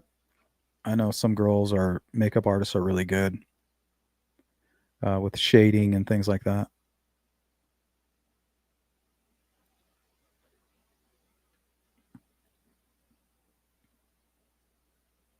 A YouTuber that looks like Taylor Swift. Beth, met my doppel at Texas Roadhouse.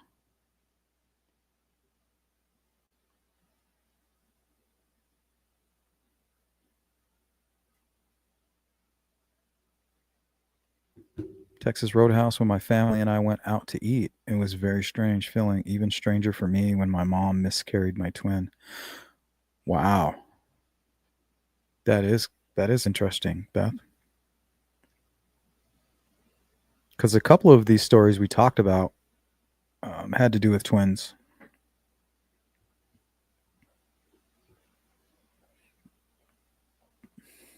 Sorry to hear that, Beth, by the way.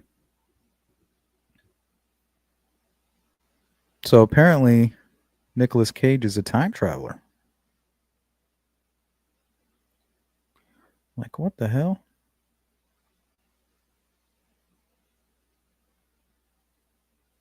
Jared Leto.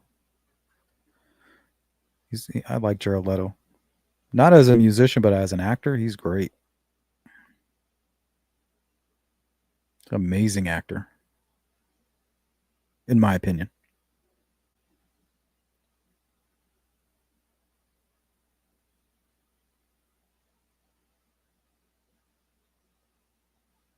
Isla Fisher and Anna Kendrick.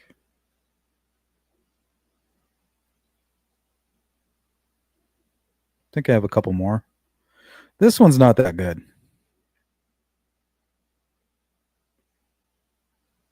Their nostrils aren't the same. His are like ovals, like little UFO shapes. His are more like triangles.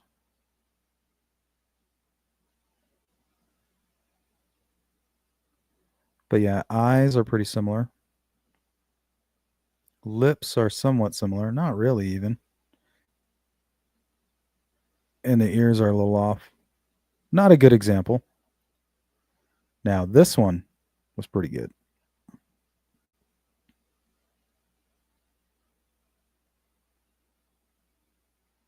Now, this one is uncanny. Look, the eyes are almost identical.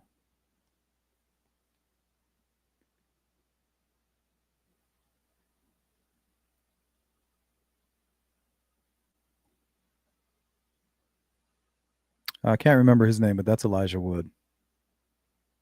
Frodo.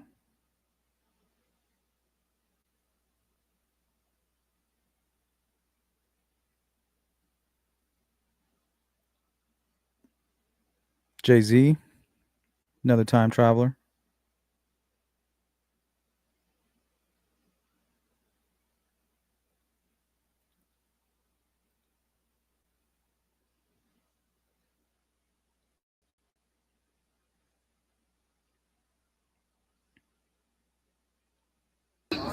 That's not me. Who do you think he is? That's Elon Musk. What the More SpaceX. You are somebody. Mate, the more I look at him, I'm actually. That guy's like, you guys are drunk. No, it's genuinely concerning. No. He's a reptile. Yeah, a reptile. What the is Elon Musk's outside Belmont Center? Elon Musk is outside Belmont Center, and I'm there taking the piss. That's not me. Who do you think he is? That's Elon Musk. Fucking Elon Musk. I think I have another one. Oh, that shit was funny. Talk about this, though, this presidential doppelganger. This is mind-blowing. Take a look at this footage Trump of a slumming man it. that was filmed at a gas station somewhere. Looks exactly like President Trump. Can you believe it? It almost looks like President Trump got sick of being president for a day, and he just decided to put on regular street clothes and go to the store. Are we getting He's like, punked? I just want to buy a pack of This cigarettes. footage is going viral online. I would love to find out who this guy is. Definitely. They say everybody has a lookalike. I guess this is the president. All right, we have to find out who that is, Yes. and we have to have talk about this, though, this presidential that was filmed at a gas station somewhere. Look at that shit. He's even got the hair and everything. It's more of a mullet. He's got the Trump mullet.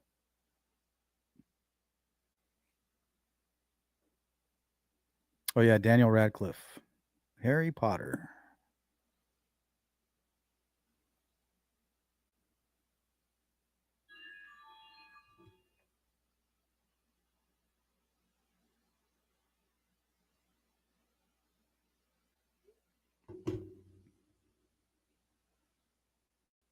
Okay, I have a very bizarre story. It's extremely sad, but it goes with today's topic. But I mean, this is unbelievable. And to me, I blame this on the medical teams, coroners, law enforcement officials. They just all fucking dropped the ball on this one. Crazy story here. Stories Check that it out. captivated the country through the eyes of the people who lived through them. This morning, two families brought together by tragedy and an unimaginable mistake. Wednesday, April 26, 2006, a date that would forever change the lives of two families. A semi-truck struck a van filled with 9 college students returning from a school outing. Whitney Sirach's mom, Colleen, received a call later that evening. I think they just told me that they were sorry that Whitney was one of the victims in the accident and that she had died. 22-year-old Laura Van Ryn was also in that van. Her parents, Don and Susie, and her sister, Lisa, received a call as well. Laura was alive, but in critical condition and unconscious. They told us at that point, expect to see her in an altered state. She's got tubes coming out everywhere. She's bruised up. She's not going to look like herself. She's not going to look like herself. For 5 weeks, the Van Ryns sat by Laura's hospital bed, encouraged by slow signs of progress, small movements in Laura's arms and legs. But then they started noticing other signs. You noticed something about her teeth. These two on either side in the front looked different to me. The Van Ryns began to have doubts, and then came the startling confirmation. I said, "Can you tell me your name?" And she said, "Whitney." It was a heartbreaking realization for the Van Ryns. Their daughter, Laura, was gone, which meant Newell and Colleen Sirach's daughter, Whitney, the daughter they thought they'd buried a month ago, was alive. But I remember just right away, I could just tell it was Whitney, and I just said, "It's Whitney." A case What's up, of Phil? mistaken identity that changed lives forever. Whitney has now made a full recovery. She got married to her boyfriend, Matt, in the same church where her family once held her funeral. To this day, Whitney still has no memory of the 5 weeks the Van Ryns kept vigil at her bedside, but the affection for their family remains everlasting. And I welcome back some of my favorite people in the world, the Van Ryns, the Sirachs, the Wheelers, the whole family. Nice to see you all. It's great to have you. I try to keep up with you guys, and I can't keep up with you two anymore. 3 beautiful children. Whitney, how old are they? Samantha is 6 months old, Rebecca is 1.5 years, and Zach is 3.5. It must have made for an interesting flight here. Yeah, it did. Don and Susie. Like making a mistake like this based off the fact that two people look similar, I think is just unacceptable in the medical world and in the criminal world. I want to start with you because I have learned so much about you over the years, your faith, your grace, and I know you were all together last night. And when I see you with Whitney and Matt and their children, I think that there must be joy mixed with heartache, because this is one of the milestones you had wanted for your daughter. Well, that's certainly true, but what a joy to see Whitney and Matt with their 3 kids. It's wonderful. It's I mean, how do you be honest about that? Like, how do you be honest and say, well, I wish it was you and not my daughter? Because, I mean, truthfully, as a parent, I think that's what she's really feeling, is that I thought my daughter was alive and I thought your daughter was dead. And now that it's my daughter that's dead and yours is alive. And I know it sounds fucked up and evil or whatever, but I'm sure there's a part of this mother who's like, I still wish that it was your daughter that passed away. But nobody will ever be able to admit something like that publicly. But I think that's definitely something that she's feeling and struggling with. Might even be torturous. yeah, it's nothing but joy. I don't believe her. And Newell and Colleen, 10 years ago, you wouldn't have. She wants to see her own daughter with her own kids. That's the truth. And it breaks her heart.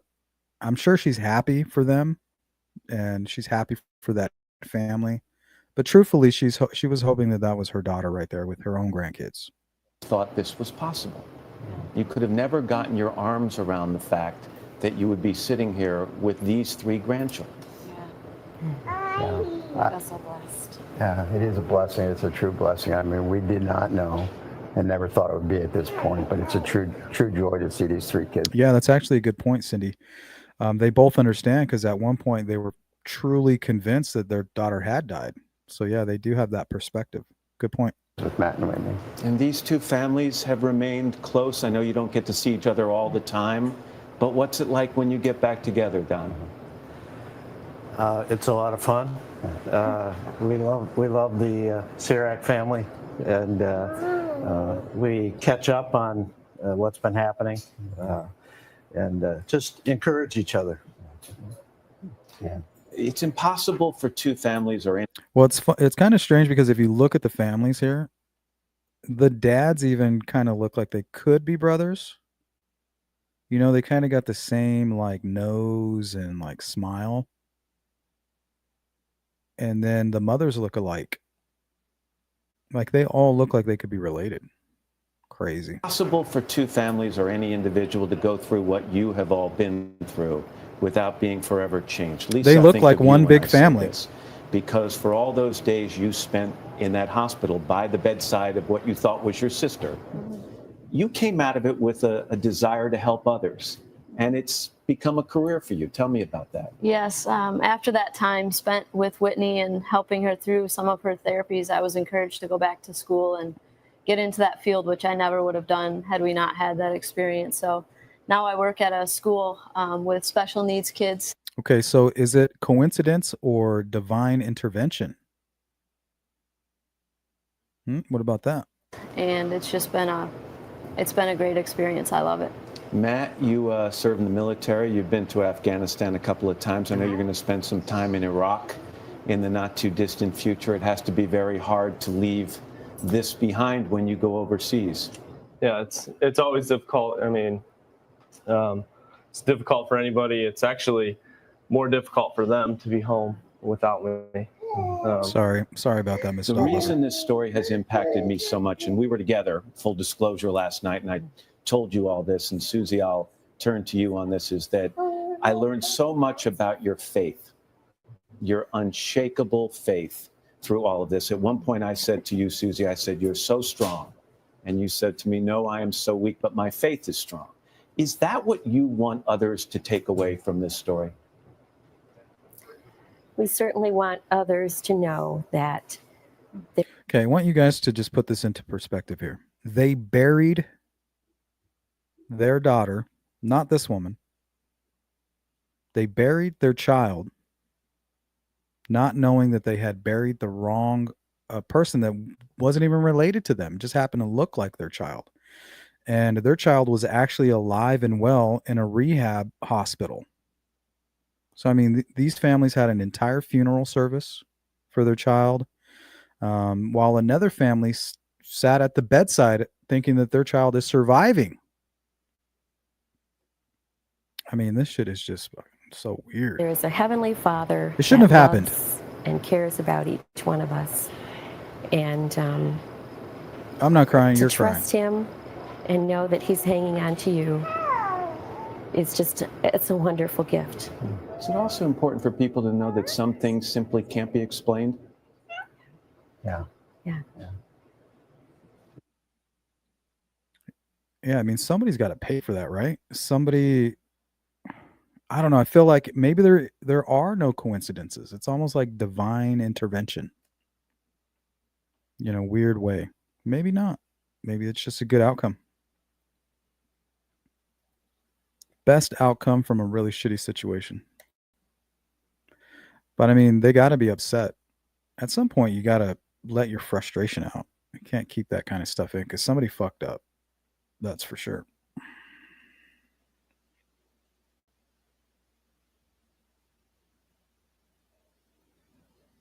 Somebody needs to be held accountable for that.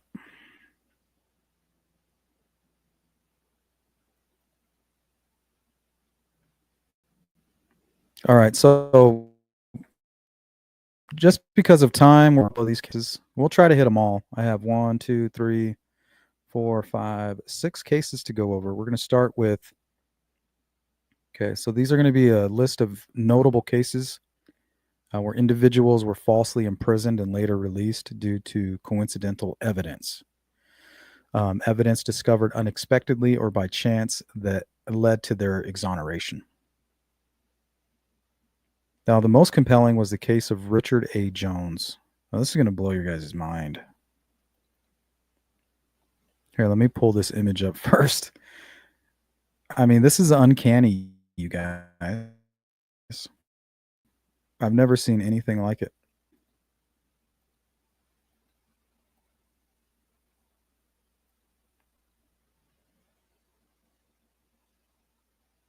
These guys are not related at all. Guilty on the right, innocent on the left. Put in prison for a lengthy period. And then ended up being locked up with this guy. And while he was in prison, he would be mistaken for him quite often. So when the Innocence Project picked up his case, because there wasn't really any evidence, nothing connecting him, no real nexus to the crime scene, other than eyewitness accounts pulling him up out of a lineup. I mean, look at this shit. I mean, even down to like the freckles around the eye. Like he's got 2 freckles by the eye. He's got 2 there. Unless those are tattoos. It might be a tattoo, but no, it's probably another mole like that. And then even he has one on his cheek. Look. Like, what the fuck? Same braids, same hairline, same eyebrows, same nose for the most part. His is a little bit thicker in the middle. But I mean, for the most part, it's the same. The ears are different. But I mean, other than that, we're talking like a perfect doppel here.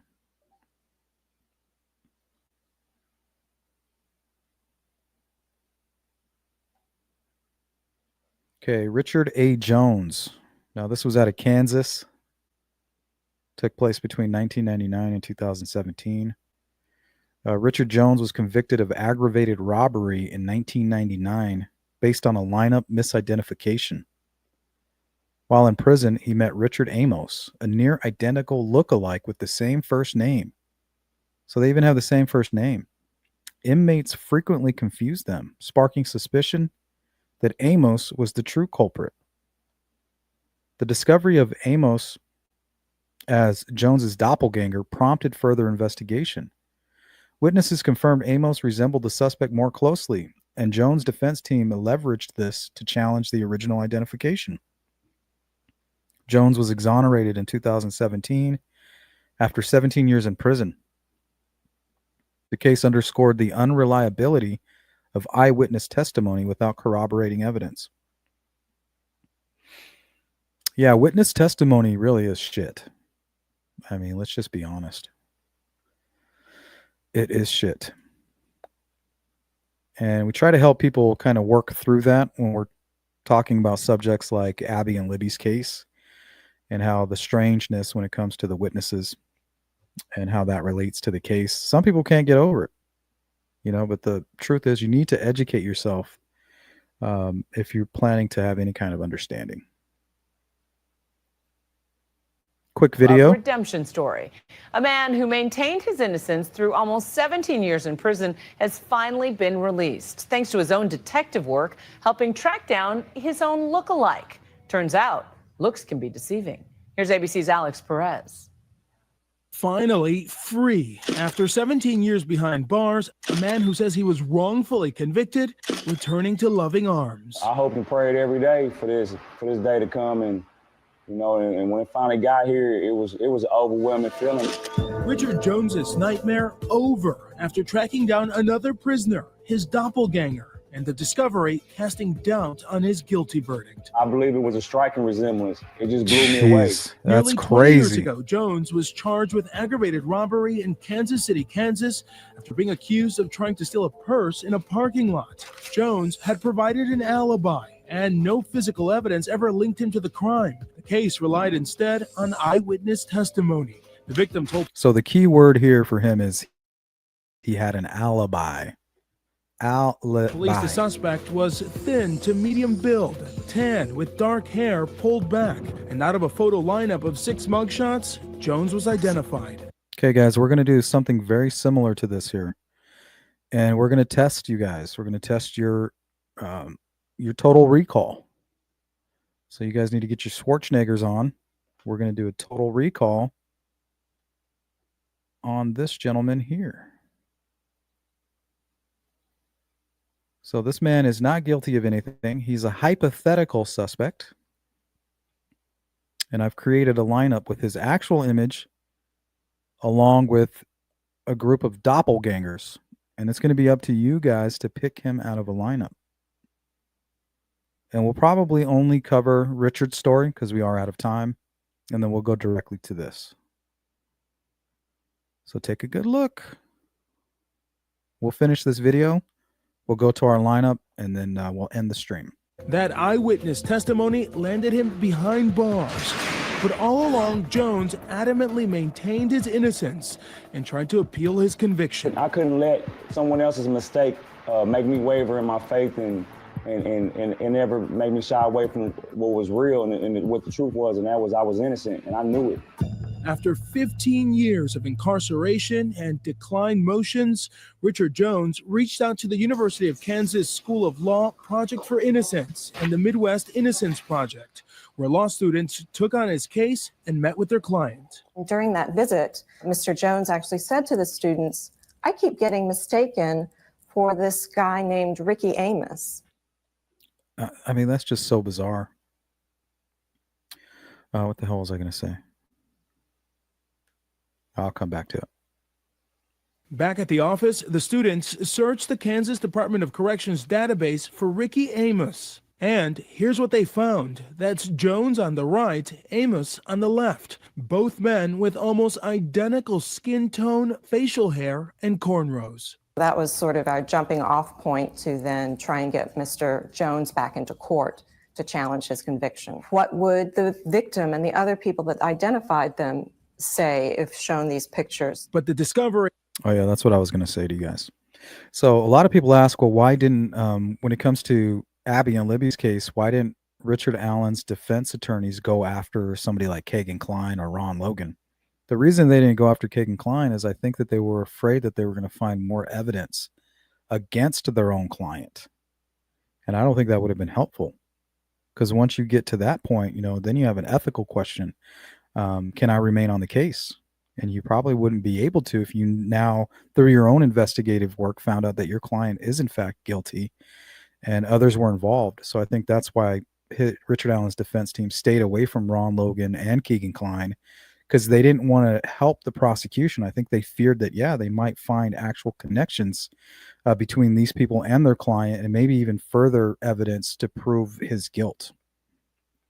Of this doppelganger came only at the end of a case founded on what many consider to be an imperfect law enforcement tool. Eyewitness identification testimony is always problematic because it's highly unreliable. Memories are not recorded playbacks like most Pay of attention. us think. Memories are recalled. It's a recollection, and there's a lot of inaccuracy that goes hand in hand with that. And in fact, About 72% of wrongful convictions come from mistaken eyewitness identifications. the docket at the Innocence Project reflects the national statistics on wrongful convictions based on faulty eyewitness testimony. If I was going to survive, I wanted to be able to bring the police a description of who had just raped me. Jennifer Canino's detailed account of her rape led to the conviction of Ronald Cotton. In 1984, then 22-year-old Canino was attacked in her home. I thought I heard a noise in my bedroom, and I said, "Who is that? Who's there?" And at that moment, someone jumped up and jumped on top of me. I screamed, and then he muffled my scream with a gloved hand and put a knife to the side of my neck. The assailant brutally raped her. She said that she kept her eyes open throughout the attack, trying to memorize every identifying feature. Maybe if he had an accent or a dialect that was different, or if he had any unusual scars or tattoos, or maybe he had lost a tooth or something that would be. So she was doing everything that she could do to identify her assailant, and she still got it wrong. A feature that he couldn't alter later on. Cotton, who was also then 22 years old, was sentenced to life in prison. He never gave up his fight, and in 1995, with the help of new DNA technology, he was exonerated. My spirit just like disintegrated. I felt so much shame and so much guilt for having been really a large part responsible, not maliciously responsible, but imperfectly responsible for a man losing 11 years of his life. And it didn't matter how many times I said I was sorry. It didn't matter what I did. I couldn't give him back those years. Jennifer Thompson.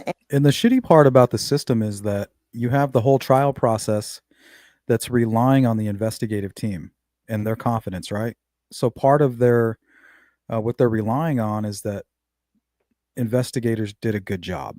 And then investigators in turn are relying on the court system and the trial system and the jury to determine whether or not the information that they're providing will convict this man. So it's like one side isn't responsible for the other. That needs to change, because investigators, all they care about is they have enough evidence. Like, hey, we have probable cause. We have this group of evidence. We're not here to say that you're innocent or guilty. We're going to let the jury decide, or we're going to let a judge make that decision. All we're saying is that this is compelling information.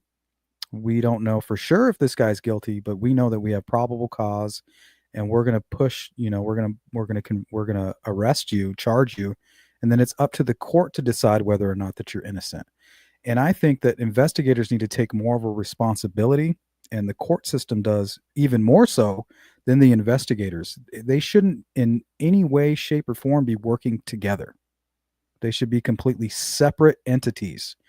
You shouldn't have to go into a courtroom and somebody that's testifying against you is a police officer that spends a lot of time in that courtroom and around these judges and communicates with them. That's a bias there. There should be absolutely no connection between an investigative team and the trial system or the court system. They need to be completely separated, because the jury is relying on the investigative team that they full-heartedly believe that this is a guilty person. But the truth is, most investigations don't. That's not their job. They're just saying, hey, we have a lot of evidence against this guy. It's up to the jury to decide if he's guilty. All we know is that we have plenty on our plate to go ahead and charge this individual. It's up to the court system to figure it out. But once it gets into the court system, the jury's thinking in their mind, like, okay, obviously he's in the courtroom because law enforcement has compelling evidence against this person. And that's usually not the case. It's all circumstantial, maybe no DNA. So there needs to be a real separation between those two, and the system really needs to be fixed, in my opinion. And Ronald Cotton's case is just a very powerful reminder of how not accurate our memories often are, even when we want them to be. Their case just exemplifies a lot of the problems that happened in Mr. Jones's case across racial identification, a very bad police lineup. They are very closely linked in the issues that they raise. Jones and Amos had never met until a hearing last Wednesday when witnesses admitted they couldn't tell the two apart, and the judge ordered Jones released. It made a lot of things understandable for me concerning this whole case, because I just looked at how much me and this man looked alike, and it's crazy. It was unbelievable. Amos has denied any involvement with the crime. He was never charged with or found guilty of the robbery. Though most anecdotes about doppelgangers may not usually involve crime and possible mistaken identity, the mysterious phenomenon in which two people look nearly identical is fairly common. Are you two twins? Like Maddie Renslow and Amber Eckhart, the pair are mistaken for twins, but are complete strangers. No, we're not even related. No, you're kidding me. Folklore has it that we each have 7 lookalikes out there in the world. 7, Dublin native Niamh Gainey is working to So apparently we have 7 doppelgangers. To prove that theory, she's already met 3 of her own doppelgangers. Oh my God, that's crazy. Oh my God. Since then, Niamh's become a doppelganger detective of sorts, These are all the filtered matches. co-founding the website twinstrangers.com to help others in their search. We have over 1 million people registered to the website, and we have thousands of matches. As for Richard Jones, the discovery of his doppelganger opened the door to his release. After This dude don't even know how to text. He's like having his family member like text all his friends and family. For nearly 2 decades, Jones has just begun rebuilding his life. I'm definitely built for the challenge, just living my life, starting over, and just doing it right this time. For Nightline, I'm Alex. Crazy. All right, guys, we're going to close down this poll. So if you haven't voted in the poll, do you believe in coincidences? 64% of you say yes. 22% of you say no such thing. 13% of you say haven't really thought about it. I voted yes. I do believe in coincidences. And I feel like I proved it today, that they are possible. Unless this is just more evidence that we are relying too much on the investigative side of things. Maybe they didn't do their due diligence. Maybe there is something, a valid explanation, and it's not just a coincidence, right? So it's a tough one. But I'll give you guys 1 more minute to vote on that. And this will be basically our 5-10 minute warning.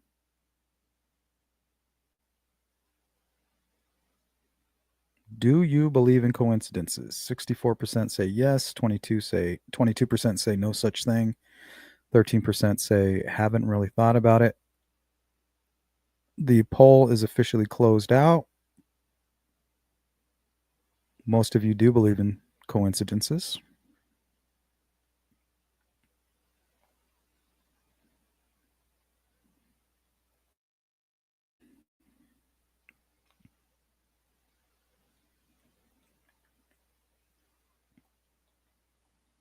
All right, guys, let's take one more look at our suspect. He just committed a very brutal, violent crime. It's up to you guys to now identify him. Let's take a look at the lineup. Okay, in the chat, I want you guys to go ahead and put the number in the chat that you believe who this gentleman is.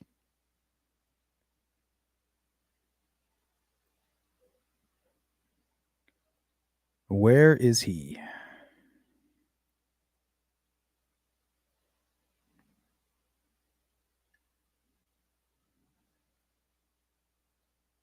Thanks, Cindy.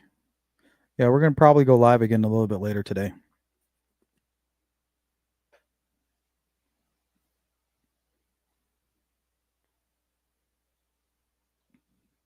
Doppelgangers, X-Files. If I can remember. Okay, Miss Doglover says 7. I will, if I can remember. Karen says K. or excuse me, K says 8. You two bad actors, 7. Looks like I'm going to get all of you, most of you. Phil says 8. She Warrior says 8. Evil Charles says 2. Okay, TC says number 8. And why do you guys believe what you believe? Let's do a close-up on all of them. Is it number 1? What about number 2? It's a very pretty man, very feminine. Or is it number 3? You also have number 4.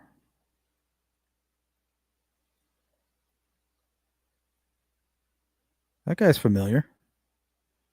It's number 5, number 6, number 7, and number 8. A lot of you are picking number 8 already, and number 2. So a lot of you are saying number 2 or number 8. Now tell me why you guys think what you think.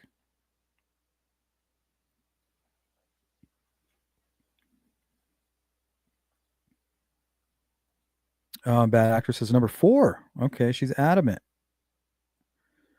You might be right. You might be right. So we have one of you saying number 4 and one of you saying definitely not number 4. So let's hear some reasons why. TC says 2 definitely has some dark eyes.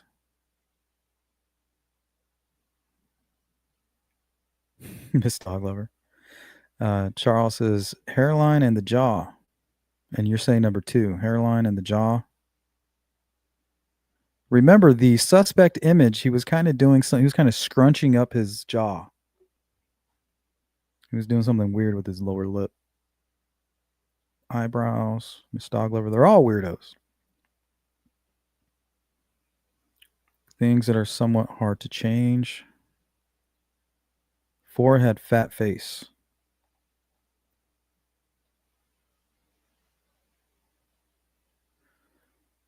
Let's see. What'd you say up here earlier, Phil? You said number 8. Okay, Phil said number 8 because of the nose. He does have a really large nose.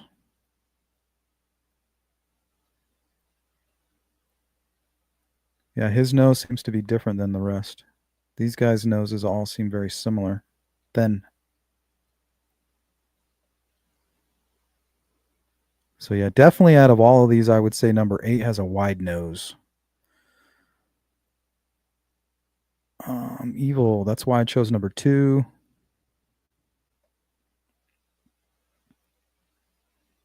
Beth says number 8 because of the hairline. I don't know, these two look like they have the same hairline. This guy kind of has a receding hairline. He has a, what do they call that, a widow's peak? He's kind of got a widow's peak. I can't really tell his hairline. I think number 4, 7, and 8 have very similar hairlines. Maybe even number 1. He kind of has a widow's peak too.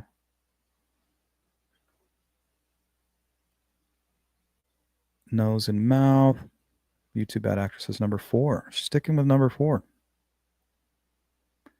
Evil Charles says it's number 1, 2, 3, 6, 4, and 5. Number 1, 2, 3, 4, 5, 6, 7, 8, 9, and 10. Isn't 6 that actor? What actor?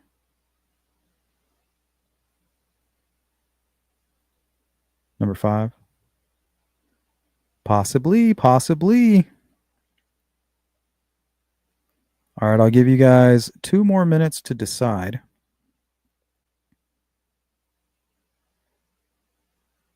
Unless you guys are ready to go now. All right, make your decisions. You have 1 minute.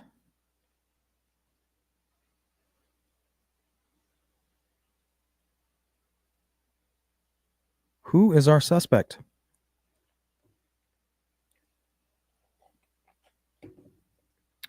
Do, do, do, do, do, do, do, do, do, do, do, do. I'm getting that. I'm getting the Jeopardy sound, and I'm going to get the purge siren. Ziggy says number 8, and that's my final answer. What about for you guys? A lot of you were adamant on number 2, number 4, and number 8. Okay, Charles says number 2. All right, remember, you could be putting this person away for a long time based on your witness testimony.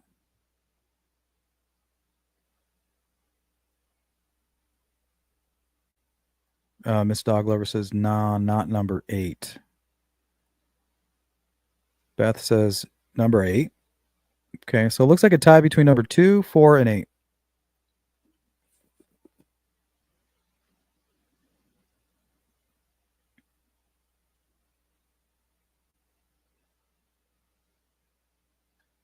All right. Well, I hate to disappoint you guys. Number 7 is going to prison for life. That is true.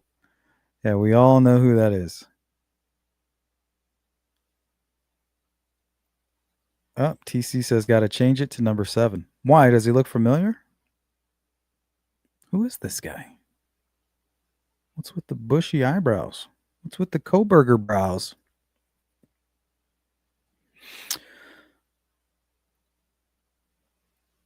All right, guys, the answer is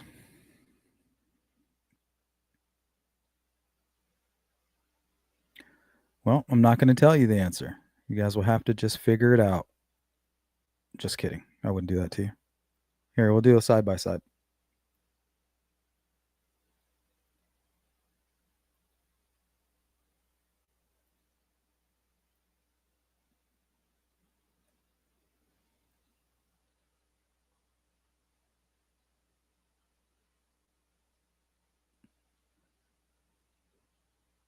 Okay, the winner is number 8.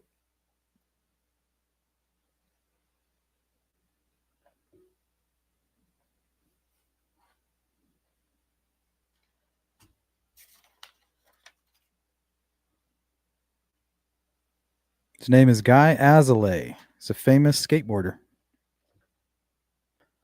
Famous skateboarder right here.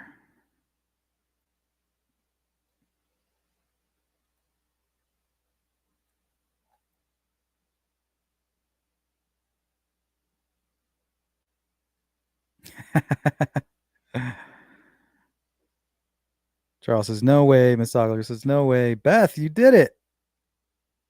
You put a guilty man behind bars. Unlike all you other savages. Charles tried to put number 2 in prison. Miss Doglover tried, no, she's talking about something else. Jill tried to put number 6 in jail. Just this poor guy drinking at the bar or at a restaurant. I'm trying to put him in prison. You two bad actors trying to attack this guy because of the shape of his head. You guys should be ashamed. Just kidding. It was just an exercise. TC said number 7 because Mangione.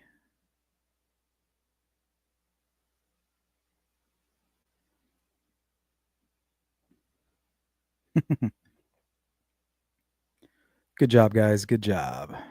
Most of you got it right. This individual's name is Guy. That's how you pronounce it. Azalea. He's a famous skateboarder. Number 7 is Luigi. This is Franco.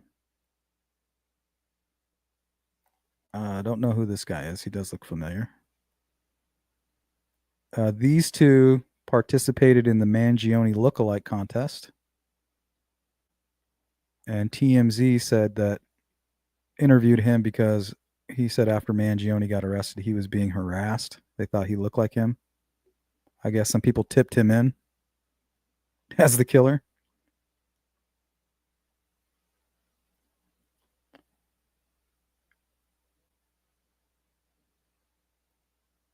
Karen said 8. Karen got it right.